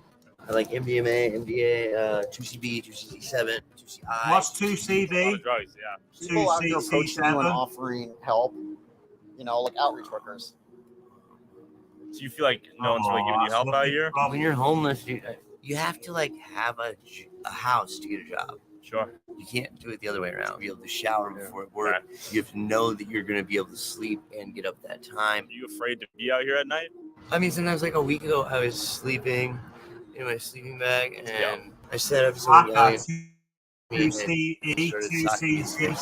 walk the other day, and they took me in the hospital. And they, took me out, what the hell was that? I had an episode where I couldn't even What's get up Flacco? at the hospital, and they're just like, "Bye." I felt very underwhelmed and underappreciated. People out here. He's breathing unnaturally. You okay, brother? You okay? Hey, Stu, you good? You okay, brother? Okay. Yeah, He's falling asleep. He deep freeze. Okay. And like seriously, Yeah. these cold nights that we've had, Yeah. if people weren't high out here, they'd die from freezing. Thank you Yeah, for 'cause your you time. don't know they're The cold, do they? situation for these homeless seemed brutal, but how did Portland get to this point? As we walked around the corner, I saw another guy injecting a needle into his arm. Jay. My name's Tyler, Jay. Good to meet you. Jay, what are you shooting up here? Xylazine? No. No? Good old fashioned white boy meth. Got it. How long you been out here? How long you been homeless in Portland? I've been homeless since 96. So 1996. Jay, how dangerous is it out here on these streets? It's gotten a lot worse. Just in the last year, I've seen 3 different shootings where somebody's been shot and killed. Hey, brother. How you guys doing? Number one thing homeless people need. You think it's housing? There's 17,000 ghost houses in this city. And most are telling us that no one's out here really approaching you all. Stealing everybody's stuff. You have people steal from you? Oh, yeah. Yeah? Rapid response, they are the worst. Rapid response goes into people's camps, gives them 72 hours to get out. And if they're not out in that 72 hours, they take everything they own and they got to start over again. There shouldn't be anybody homeless right now. $3.2 billion. If I had that money, I bought all those houses and gave it every person that needed a home. Once you give them the home, what happens next with the drug price? That's up to them. It's going to take at least 5 years for them to get adjusted. Okay, so what if they don't pay their bills and they fall further into addiction and use the homes or destroy it? That's the risk with dealing with humans. I'm an addict. Yeah. I've been out here 48 years homeless off and on. Well, the homeless 48 years out left there, behind by homeless, this guy. Wow, 48 years homeless. Must be about 60, 65. Another zombie drug, yeah. Wow. city. What led to Look so at the many place there. Look at it all. Wow. Encampments. Imagine walking through there if you was a woman at night. of them ending up on Where the you had children. streets in the Bloody first hell. place? Have a great day. Thank you for sharing. Yeah, hey brother. Does your family know you're here? No? Okay. How old are you? You're 22? Okay. You know, you can recover from this. You know this, right? 22 You know how to years get into a old. shelter? Yeah. Just try to go into a shelter tonight and see how it works. Will you? Please? With a 22-year-old kid on the streets, barely able to speak anymore, common sense would argue drugs have an obvious and major role in this homelessness crisis. But what is the city doing to help this? So Kevin, you said the shelters, so there are places these people could go to. The shelters, you get stolen from more in the shelters than I you do see. out here. You can live in a tent in a park, or you can go to a shelter where there's 91 bunk beds in one large room with no air conditioning, where people are coughing all night. There's some people living right under here, and I just want to introduce you to them if they're still here. So it Damn, is it Saturday. smells immediately like. I know. Hey there, how you doing, man? I noticed you have a suitcase. Is that what you used to carry all your things? You move from place to place every night? Yeah, it's just a blanket, some cans. How easy is it to get your hands on fentanyl out here? Oh, crazy. And you know what this is, of course. Yeah, Have you ever had to use one of these on yourself or someone else? Or somebody's had to use it on me like 5 times. how many times have you tried to quit? No, I need to be brutally honest with you. This isn't going to last. You're not going to last another year or two out here, brother. I'm done. You'll be dead in a year if you don't stop. You know this, right? Please. Would you go into a shelter, or go into treatment, or detox? I go to shelters. And there's a shelter right here. Oh, they're going to try and help him get into a shelter, look. War Thunder, the military online action game, Gonna try has and help received a him get new into major a shelter update. and get Feel off the the power fence. of the MiG-23. Oh, these guys here. I know where it is. Okay, right on. So we see a lot of people in wheelchairs with the unable to walk that are stuck out here homeless. Okay. And they're, of course, it's more than anybody. They're assaulted because they can't chase them, run away, any of that. And that's very common, sadly. Kevin, when what is this people right are here? What is it? House ODing, of people hospitality? Has been offering food to the homeless for decades. Okay. Look, I'm all about helping a person meet their basic needs, but let me ask you this. Yep. If you feed a person 10 years in a row, have you done them any good? You got to teach a man to fish. And out of nowhere, we heard this in the distance. And I'm like, you know what? That's actually true. This is neglect. A gunshot? Yeah. Let's go. So that was a gunshot. Okay, let's go. Oh, So let's go. someone's So just how been often shot. do you hear gunshots out here? Who just got blipped? Well, Someone just got shot, you think? I don't know, but that was a gunshot. Okay, you're used to Wow. Well, yeah, I mean, you hear them. it. This pointed at us? Okay. It did actually come from the camp we were kicked out of an hour ago when the guy pulled the knife on us. You know, murders are common out here. I mean, one way to get away with a murder out here is to call it an overdose. This happened to one of my clients recently. Is they put 2 fentanyl pills in his drink, and he wasn't a user and died of an overdose. It was, you know, the fentanyl powder, and they put it in his drink. Actually, they did.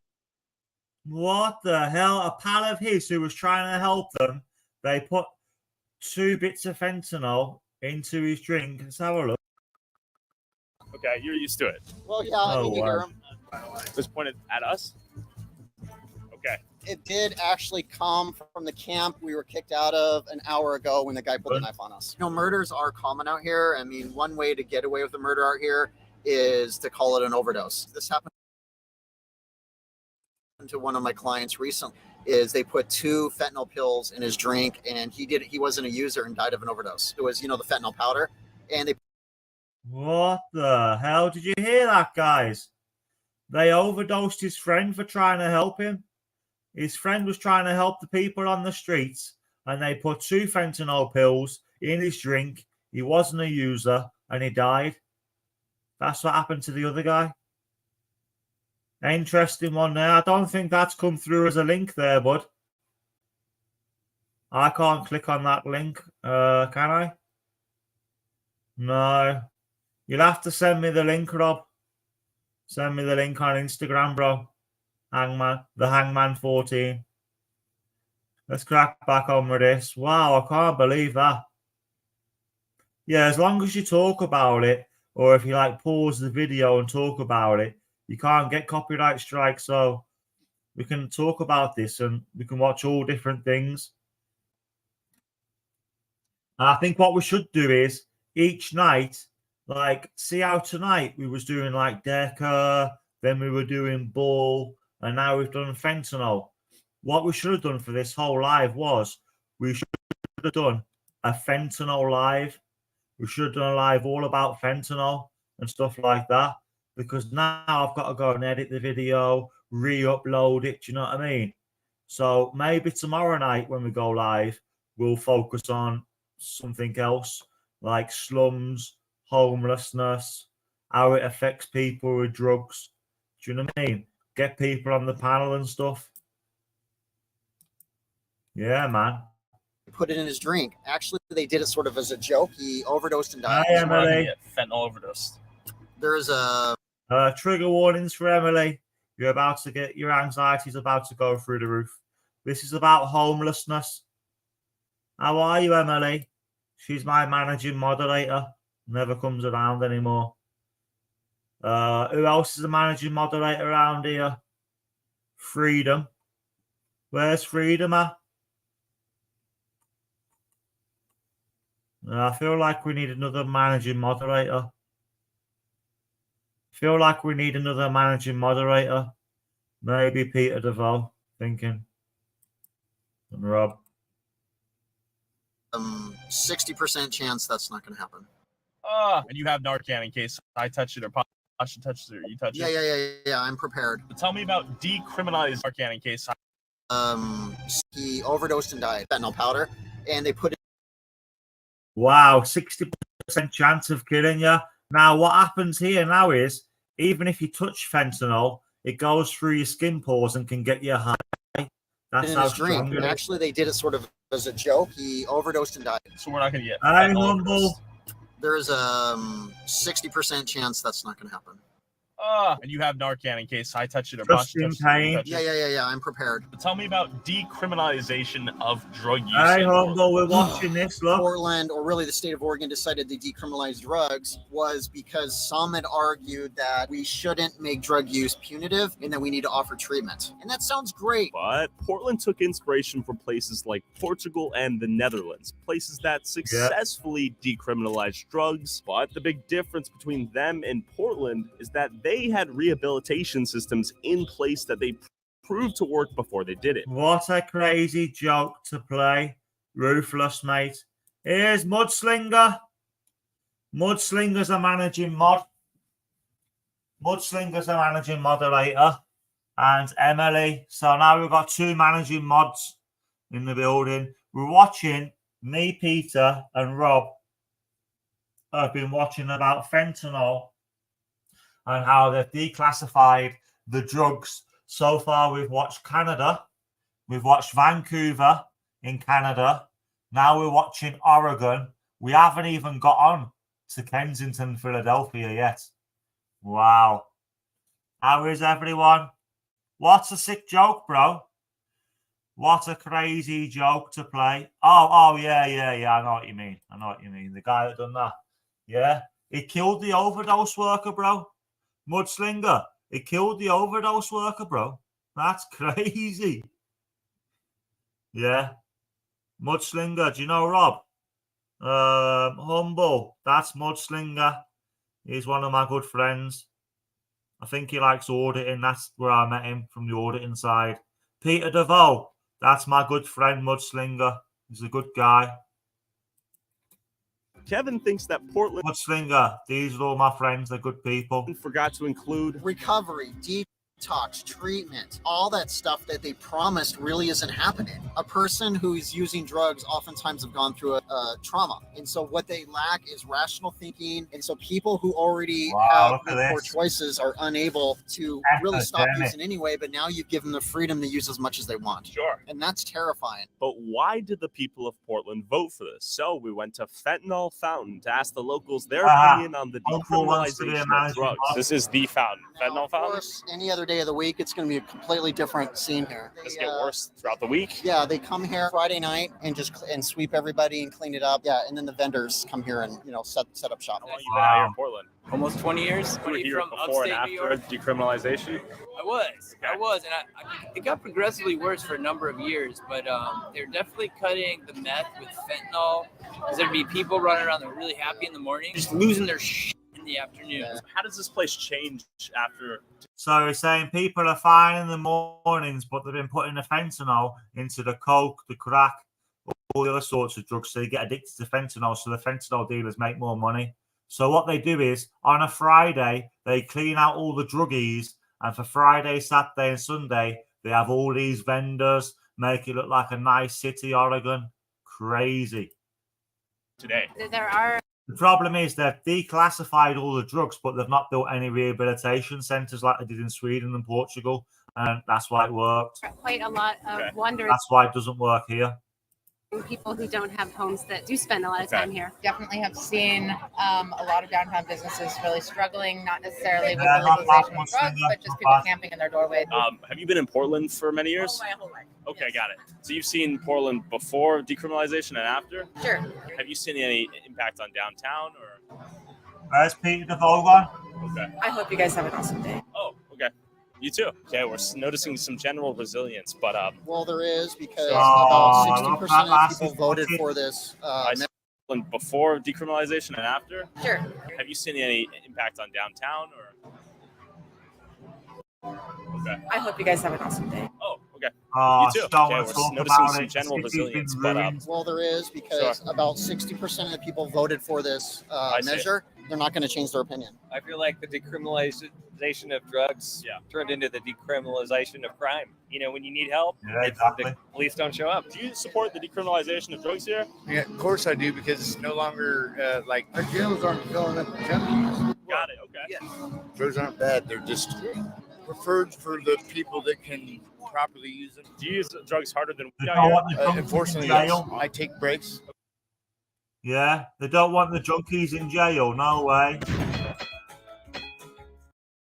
Yeah, exactly. Don't blame that lovely woman. She didn't want to talk because, our city's been ravaged by this decriminalization of drugs.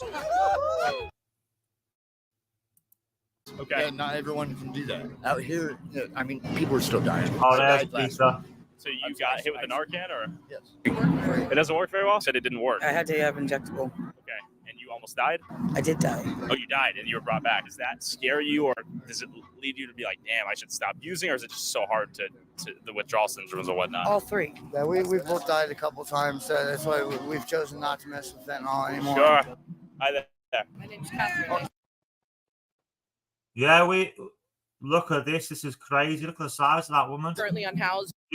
She can't be a user. Because my wallet, ID, and phone were stolen a few months ago. They robbed her. It is impossible to get an ID when you are homeless. And I want to work a job. I want to live inside. I was thrown out of my parents' house. I didn't use. They kicked me out for being queer and openly coming out to them. And then I had one argument with her. I told her to F off.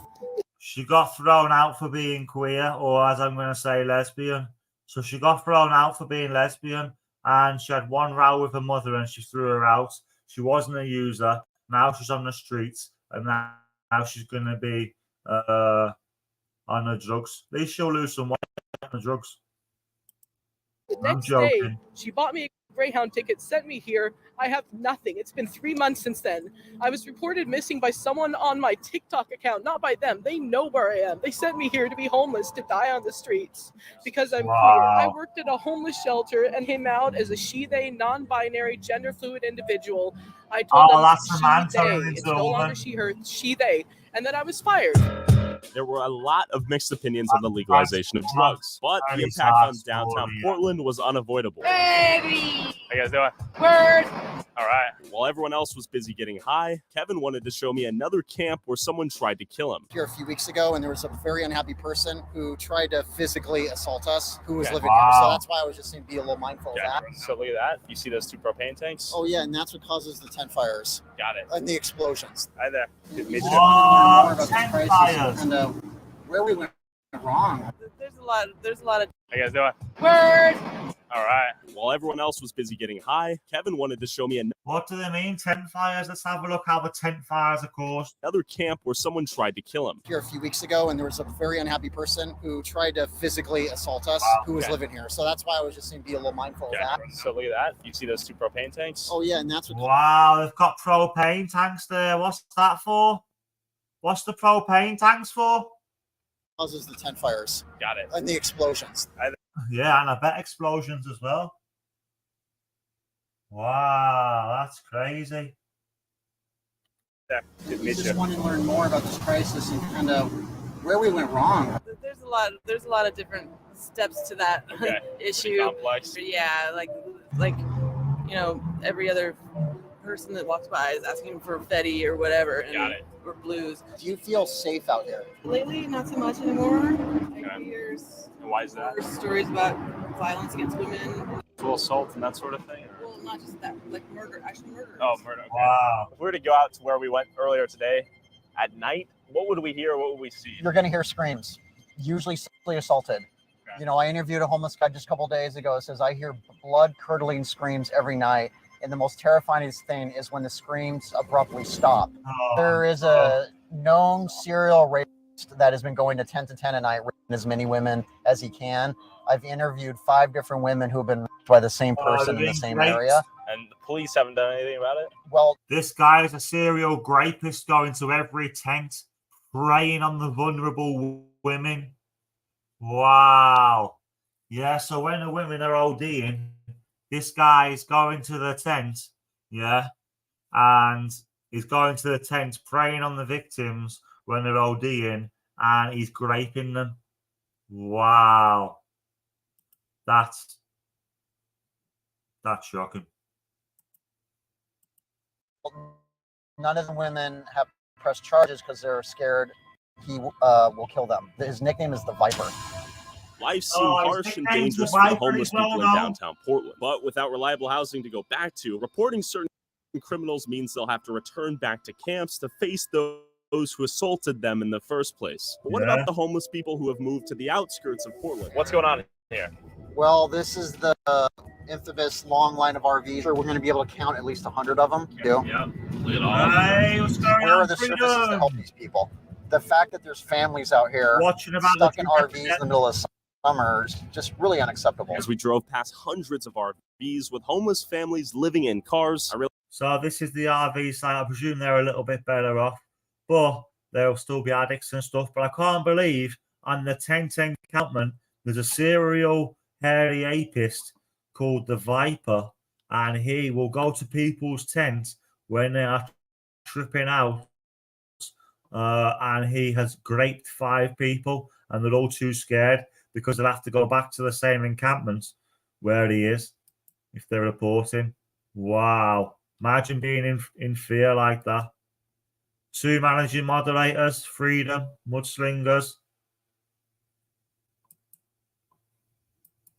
realized that homeless people were living anywhere here to survive. There was a couple families living in these tunnels that kind of go underground Portland. Okay, but even among the homeless, hierarchies, status, and power have developed in unexpected ways.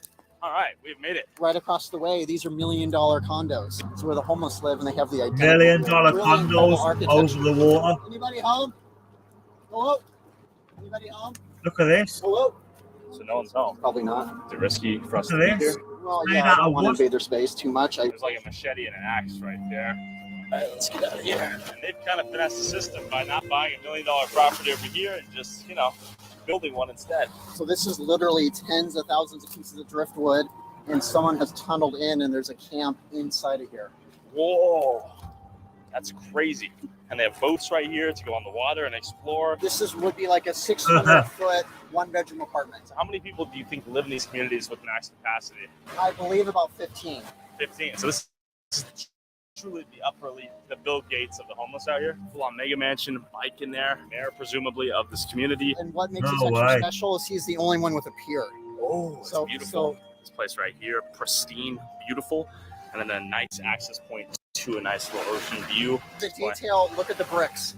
Oh my God, you're right. Detail, that's incredible. This is crazy. It's very creative what they've done out here. Sure. These are humans. It doesn't matter who you voted for. Can't we all work together? Holy fuck, scared the shit out of me, dude. Say if you want real change, vote differently. Vote for the candidates, vote for the people with common sense ideas, the ones actually make a difference. So how could anyone watching help you on your mission? Well, I have a Twitter page, Kevin V. Dahlgren, or just type Kevin Dahlgren and homeless and you're going to find me. And then truthonthestreets.org is my website. And of course, and I have a YouTube channel called Truth on the Streets. Thank you for having us. Thanks, brother. Appreciate it. Kevin is my favorite dude ever and is helping make a real change. Can we help him get to 100,000 subs and help him save the city of Portland? Right, let's have a look at Thomas. This guy here, Tyler Oliveira.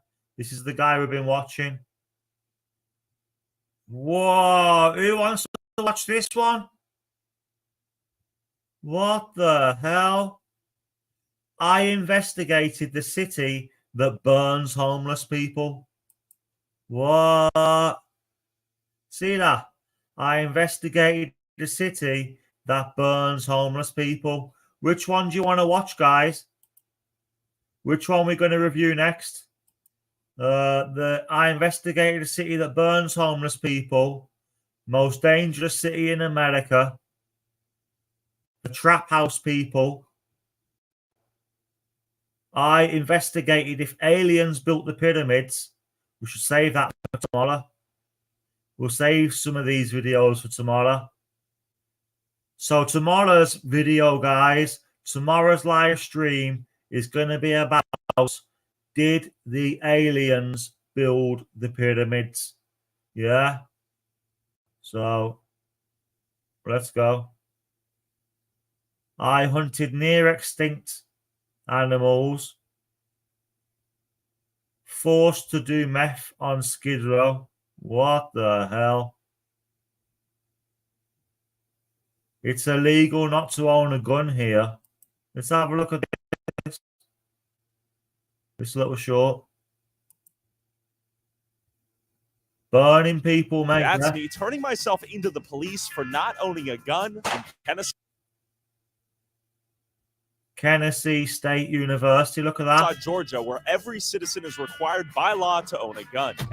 Tennessee, Georgia, every citizen must have a gun.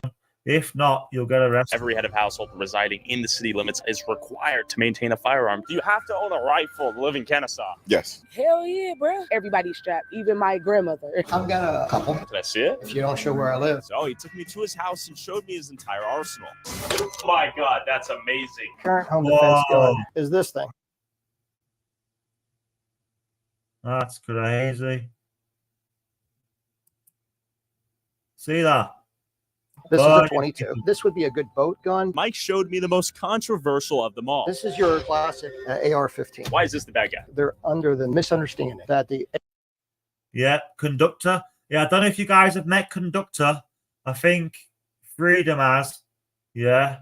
AR stands for automatic rifle, and it doesn't. Once they take away the ARs, the next thing they're going to do is take away your 9mm handgun. The only people left with weapons would be criminals, law enforcement, and the government. After losing my gun virginity, I was curious and asked the officers if they actually enforce this law. What are you doing? Confessing, I don't own a gun, and I was made aware that it's illegal to not own a gun. It's a city ordinance. Tap here to see what they said. That's me turning myself into the police for...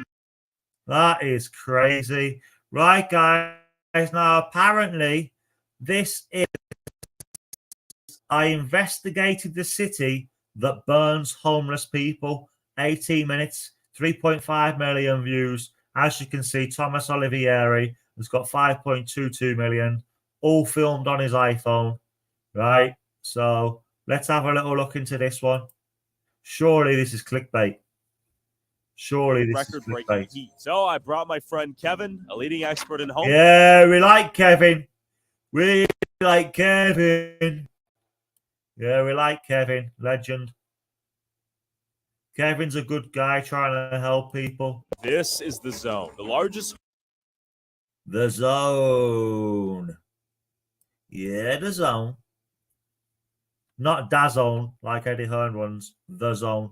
This is The Zone, the largest homeless camp in Phoenix, Arizona, with 1,000+ people living outdoors in deadly hot 110+ degree weather amidst rampant drug use and brutal violence. As the city of Phoenix has ordered this camp to be destroyed, where will these people go and how will they survive? Now, I know Phoenix, Arizona. I'm not sure which part of Arizona, but that's where the world record temperature in the Arizona desert was recorded. Hottest place on earth. Survive the record-breaking heat. So I brought my friend Kevin, a leading expert in homelessness and drug addiction, to hit the streets and figure out what's going on here. Kevin, what are your thoughts on this place? The Zone is a very high concentration of homeless. There's approximately 700 to 900 people in really just this very few block radius. Right now, we're in a car blasting AC. The moment you step outside, it is 100+ degrees, plus the blacktop making it even hotter out here. What risk to people living out here? About 40 or 50 degrees. Well, I mean, high risk. If you aren't hydrating basically every 10 to 15 minutes, you can dehydrate and die. And I'm pretty sure that's happening out here very regularly. I can't imagine how people can last even a couple hours out here. There's barely even trees. Where's the shade? We're at the edge of the zone. It already's gotten messy. We have people passed out, a lot of trash, tons of encampments to the right. As we approach the epicenter of the zone, all right, grab a few cold waters and hit the streets. I'm just going to watch this video and I'll be coming off. Just that we have this encampment on the corner. See you later, Rob. People as watch it. Have a good one, pal. See you tomorrow night. Eyeballing us, and I just think we're smart. We sidestepped the sketchy-looking block and rizzed our way into conversation with an elder who explained how dangerous it really was out here. Is it dangerous out here in the zone?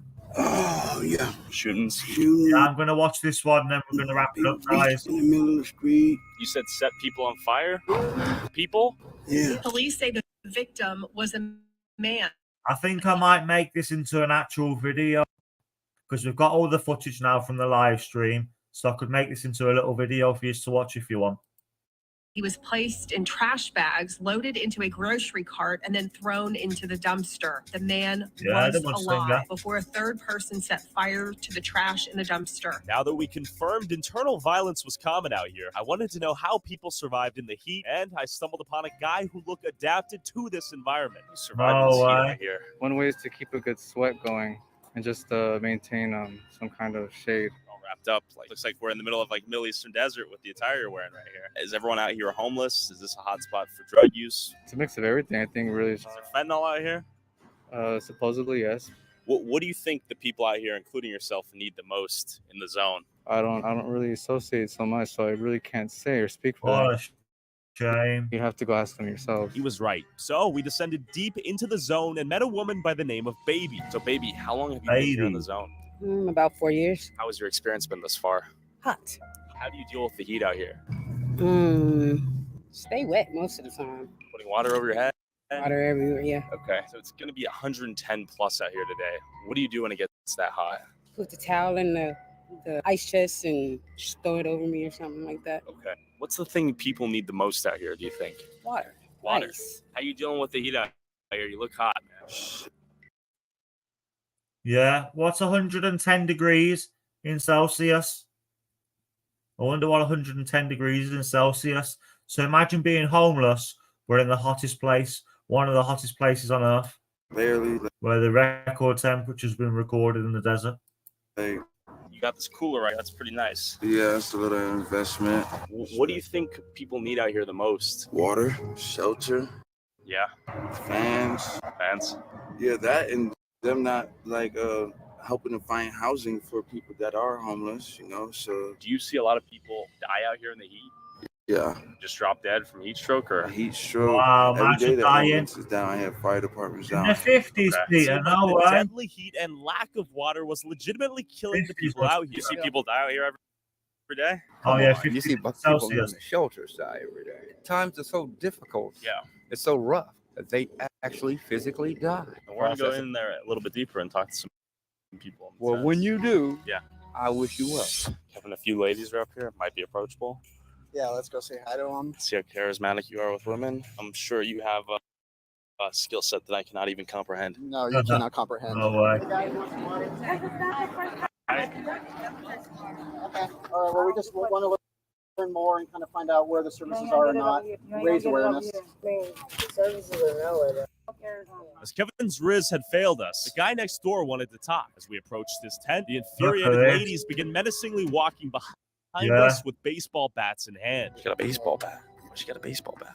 I don't. Maybe she ready to go play ball. You know. You think so out here in this heat? Yeah, with somebody's head. You know what I'm saying? You got any advice for us out here? Because it looks like we're attracting some looks. Baseball bat carrying ladies out here. So now, if you're not getting burned out here alive, the sun itself seems like it'll do it to you. How do Yeah. you survive in the heat like this? I'm a different kind of animal. What do you do to protect yourself out here?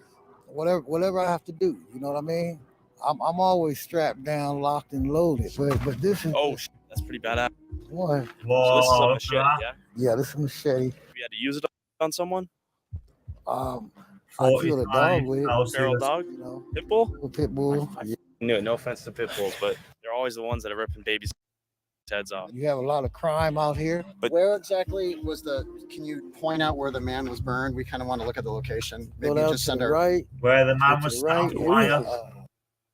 This right? First corner. You hear that's the trash can, from my understanding, where it happened. I could be wrong, but we can ask these guys. So what's Is your it name, sir? lagging, guys? Well, he walked past the trash can when the guy was in it. Is it lagging? When I edit the video back, when I watch it back, will it be You lagging saw or it on not? fire? How did you end up here? I moved here from Florida when I first got here. Went on. What's your name, sir? Joel. He walked past the trash can when the guy was in it. Oh, so you saw it on fire? How did you end up here? I moved here from guy was in Florida the trash when can I and it first caught got fire. here. Went on this huge drug binge. Okay.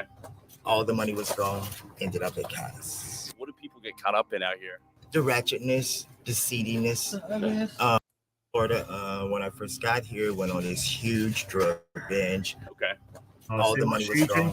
Ended up at Cass. What do people get caught up in out here? The ratchetness, the seediness. Yeah, Because you are in an area that you're not used to, and it has an element of fun to it, even if it's a negative type of fun, it's gonna pull you in. What drugs in particular? Meth and blues are the biggest right now. Meth and Last blues. time What's you used blues? blues or meth out here? I did meth about 3 hours ago. Blues is a street name for oxycodone, which is a prescription used to relieve moderate and severe pain. Oxycodone, or I presume it's oxycodone, is sold under brand names like OxyContin, Percodon, and Percochet. However, much of what's sold on the street is comprised of counterfeit pills. Yeah, I see what you mean. Now, I Googled why is the painkillers so different in America compared to the UK, like Xanax and all this and that. Now, they prescribe more opioids more freely and for longer periods of time than a UK doctor would genuinely prescribe you. That's crazy. And the stronger the pills. Okay. Have you adapted to the heat, or is it still intolerable? It does take some getting used to, and it makes doing It the looks drugs like that he much more got dangerous. wrapped in a Have you seen tumbleweed and people blew there. get heat No. stroke or pass out while on drugs and just not even be aware of how hot it is? Yes. What have you seen? The blues make you nod off, regardless of what temperature it is. Sure. This dude looks like he's about to pass out. Well, it's just You sweat alright? is pouring down me. He It looks like bad, doesn't he? Well, it's just like I have sweat in my eyes and I can barely. You look like you're gonna have like heat stroke right now. Actually, No, it's good. I'm not kidding you. It's really hot. So, sir, how did you end up out here? Oh man, I came from Vegas, man, thinking I had a better opportunity out there. What happened once you got here? Oh man, I kind of got strung out on drugs, man, and really, took a wrong turn. What came your way? Fentanyl? No, meth. Meth. Okay. Yeah, never experienced it in my life because I was a cokehead, and then it seemed like when I went broke, all I got for was meth. That's how it happened for me. It was recreational use of coke. I use it once a week, and then it never affected me like that. Johnson, how long have you been out here? I've been out there for 30-something years. But it took me to prison. I ain't got caught with meth. I got caught with meth. Okay. Yeah. You interested in sharing your experience out here? Just a little hot. Yeah, exactly. How do you deal with the heat? Just drink a lot of water. Where do you get the water from out here? Right? All the generous volunteers. Oh, bollocks, sorry. All the generous volunteers. Okay. Mid-interview, my spidey senses went off, revealing this guy swinging a metal beat stick behind my back, deciding whether or not. Oh, no.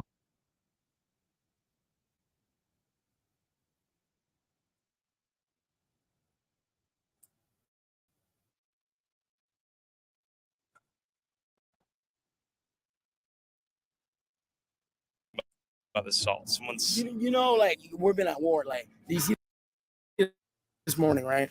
No. Did you save the world? All right, I'm done. Okay, good talk. Hey, good job for saving America, bro. Just put out more salt, bro. Hey, bro, I like your outfit, bro. Like, gay pride, bro. Yeah. Are you not gay? What is the black and how does the black indicate gay? I'm African American. What does it have to do with anything? I'm a citizen. And? I'm not gay. Okay. This right here. What's going on? How does the black indicate gay? Are you not gay? I like your outfit, bro. Like, gay pride, bro.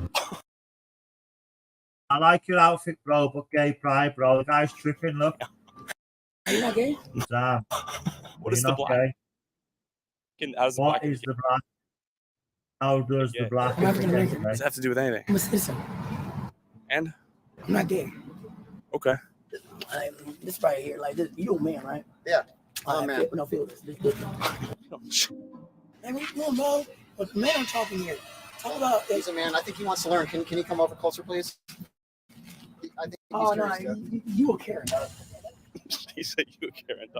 Well, I mean, it looks like it because it's the flute. All right, good chat. Hey, bro, you lactating. Oh, hey, you know about the Illuminati? Oh, no, I don't know about that. Hey, you don't see a light? I'm a woman. You in it? After confusing him with logic, he used this as an opportunity to walk away and you in it? The Illuminati? Oh, no, I don't know about that. You part of the Illuminati? Hey, you know about the Illuminati? Hey, you know I'm part of the Illuminati. No, I don't know about that. Hey, you don't see a light? I'm a woman. You in it? After confusing him with logic, he used this as an opportunity to walk away and avoid getting my brain splattered by this guy's metal stick. Yeah, it was making me nervous as you were talking to the other guy. He was like clenching it hard and was just kind of holding up behind you, and I was a little nervous what he was going to do. Yeah, your face is so damn red. Just to emphasize, someone not used to this heat, you're feeling it. As we made a minor retreat back to the center of the zone, I noticed people living in residential apartment complexes completely fortified with iron walls and fences. Question for you, sir. Do you happen to live here? Yeah, I'm planning on moving.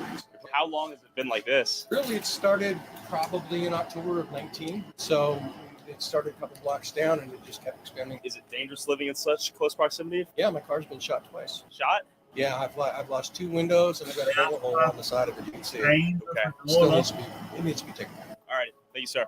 Have a good day. Crazy. Imagine living in the middle of this. That's crazy. With the only resident I could find upset that this camp was so close to his home, I wanted to see how downtown Phoenix, only if Imagine going sunbathing on your porch. You'd have all white lines over you, wouldn't you? Imagine if you're in sunbathing there, you'd have all white lines. Good, yeah, you'd be safe. Imagine living in the middle of this. That's crazy. With the only resident I could find upset that this camp was so close to his home, I wanted to see how downtown Phoenix, only a few blocks away, was affected by the zone's presence. Do you see anybody right here? There's literally nobody around. I'm convinced the zone is spooking people away from actually visiting. Driving through this ghost town surrounding the zone, I spotted a small cooling station a few blocks away. How you doing? Could I see Decorate the railings. Oh yeah, you can take it. Okay, cool. Cooling pod. Oh yeah, it feels good in here. So you're allowed to just come in here and chill for a minute? Interesting.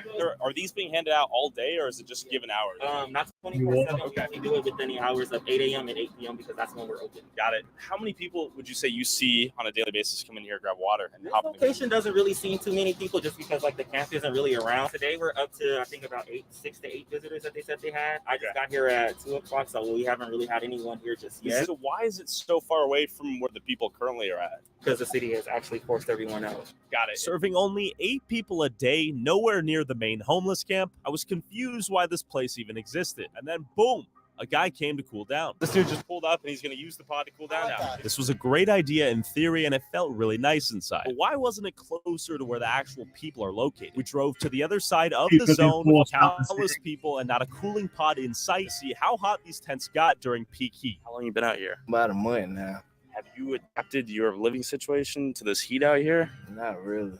Okay. Still hot, man. Yeah. I'm from the South, so I'm used to the humid. Sure. But, you know, being out here in this dry heat, man, is ridiculous. Would there be a way I could just feel how hot it is for a second? Just poke my head in? Go ahead. Get inside, brother. That's hot, man. This is a sauna in here, man. Doggo's got to get hot, too, I imagine. Yeah, so we're right in the thick of things right now. This looks more like Skid Row. Street closed, abandoned housing, people who do not want to live here anymore because of this problem. It's so dense, you literally can't even get through a left. What's the biggest thing you think you guys need out here? Need. Yeah. Define the word need. Months back, I decided I'm living here permanently. While most lived in tents, some lived in fortresses. You have one of the most fortified fortresses of all time. I just want to say that. This is badass. How long did it take for you to build this? Days? And amidst all this chaos, there was the occasional outsider trying to help in random ways, like this guy advertising free rides on the side of his car. They know how I got here in March. All right, I came here with my set of 11-year-old twins, and we lived on the streets just like this with no tent or nothing. You're helping out people right now. So then we got an apartment, and I immediately started giving back. Free ride. What it is. So how often do you give people a free ride out here? I try to come through as much as I can. If I have a full tank of gas, I give the ride for free, and it's just that simple. Hear what? Here's gas money. Yeah. This is gas money. Okay, well, thanks. All right. Hey, can you give me the info? Well, there you go. Good stuff, man. And just to block down, there were 2 people handing out food and water to the homeless. You guys do this every weekend? Every Saturday. What drove you guys to come out here and do this act of goodwill? Because the purpose of the organization, Arizona Women of Substance, to feed the homeless, help them, we bring clothing, and we bring stuff to help them. With food, water, free rides, and cool. Because the purpose of the organization, Arizona Women of Substance, to feed the Feeding and clothing the homeless and hungry, reaching out to women, the power of the community. Oh, isn't that lovely? homeless, help them, we bring clothing, and we bring stuff to help them. With food, water, free rides, and cooling pods, I asked these 2 people smoking meth if there were more permanent solutions to get them off the streets. How long have you been living in this tent? Thanks, Peter. I've been living here for about almost a year. After they moved everybody on 9th, I had no tent, no nothing. So you lost your tent? Yeah. Okay. And how long have you been without the tent? Like just a couple days. Okay. 2 or 3 days at least. Where do you sleep? Right now, anywhere. Okay. Possible. On the street? Anywhere that I find. It's like camping. In the desert? Yeah. Yeah. You know, but just with the only thing you don't have is the facilities, but they got those inside. Okay. Does this protect from the sun? Does it keep you cool? Yeah, for the Okay. So do they have any resources for you guys to be able to like shower and bathe out here or no? Yeah? Yeah, inside there. LDRC. Okay. So we went to the alleged service center to see what they actually provided and stumbled upon an old friend. Oh, how you doing, man? We had to cool down our stuff a little bit. Yeah. Yeah. Like, dude, like I live in Africa, nigga. Like the hardest part next to Egypt. That's facts. Like a little sweat, nigga. I'm a water sign. Are you gonna go in here right now? For what? I don't know. We're gonna check it out. Can anyone walk through? You can't get access straight up. You have to get a campus ID. Okay. No. Really? Okay, so this is not public. And it's private property. Okay, good to know. Thank you guys. Appreciate that. Unable to get a look inside whatever this organization did exactly, I walked back to our parked rental car only to see 2 cops concerned that it might get stolen. When I asked them about the zone, they said this. The city's trying to put in new shelters. They purchased hotels. A lot of the people that are still staying out here, they're in the right area if they wanted to get started. We saw the cooling stations. Yeah, there's unlimited water and AC. So there is shelter. Yeah. A lot of resources at the shelter. Yeah. There's something called the Garcia Welcome Center. Okay. They can get an ID for the shelter. We heard They about can get this. their mail. They can get a state ID. They can, everything, the basics that they need to So there is help available. identify themselves. They can get jobs, or they can take advantage of programs. There's a medical clinic. There's a dental clinic. There's something called CBI for behavioral health and addiction. See, it's a service-heavy area. Well, it's designed to be a one-stop shop. But when you combine behavioral and mental health issues, along with drugs and substance abuse, you get a group of people who feel outcast and who choose to stay here because they're accepted. We have 8 officers that are spread over 7 days over 2 shifts. It's not a lot. You're looking at it. Yeah. Funding's not the issue. It's recruiting. People don't want to be cops anymore. And part of the other problem, too, is now you're looking at trying to recruit more officers from an ever-shrinking pool of people who are eligible and willing. It's a mess. With the entire zone policed by basically 2 cops at a time due to a nationwide police recruiting shortage. Managing the chaos here seems impossible long term. Yet with all these resources available, do the people here even want to leave? How did you end up out here? I don't know. Some people are just homeless. Okay. Have you tried to get employment and get out of this situation? No, Okay. Do you want to? not right now. No, Why is that? because it's being homeless is at home. It's your home. Yeah. Okay. I go to school right now, and I'm out here in the 10. How do you manage to go to school and come back here? It's hard. People don't even know that I stay over here. Okay. Graduated last year with my associate's degree in Okay. science and nursing. I've been looking for a house. I've been trying to get assistance from them inside. They don't offer assistance anymore. Got it. While some of the few people who actually wanted help claimed to not That's receive crazy. any, on our way Cool. out of the zone, we ran into a lady we saw smoking fentanyl earlier, refusing the help of an outreach group trying to get her off the streets. What's happening right now? Over the last 5 minutes, they're making every effort in the world to get her to come into housing. They are begging her to come into housing. She's in her late 70s and she clearly needs help. And so she has made a genuine effort to try to get her off the 70 streets, and smoking this person fentanyl, continues much to stay longer. there. This is the old lady we saw smoking fentanyl an hour ago. Okay. This one. All this happened in the last 5 minutes. Community Bridges, CBI, they're making a genuine effort to get this very vulnerable person off the streets. So let's see if she's successful. I don't want you to be out here not eating. Look at this. This is pure compassion. I admire the hell out of these people who do this kind of work because they're not giving up. She said no 5 times and they're refusing to give up. That's so important. I think a lot of them, people are scared to go in because it's such a major life transition. Okay, Miss Sticky, we all make mistakes. We have Circle of the City on campus right now where we can take you in and try to. They haven't given you your meds. Looks like they're able to drive her there right now too, so we'll see. Okay, well let's not worry about paying for your meds. If we have to pay for your meds, we'll take care of that. But what I want to do is make sure you're okay. So they've successfully convinced her to take the help and get what she needs, hopefully, right? This is how you're going to end homelessness. This right here, this is the approach. He's been homeless out here for years. And for them to try 20 times in a row says everything about him. They deserve the biggest shout out in the world. And I just admire the hell out of them for doing this. Seriously. Perhaps with boots on the ground outreach like Community Bridges showed us, one by one, we can get these people off the streets. Go click the link in the description to donate towards their organization if you feel passionate about what you just saw. And go follow. Right, guys, make sure you go and check out Kevin Dahlgren as well, trying to end homelessness by helping people out.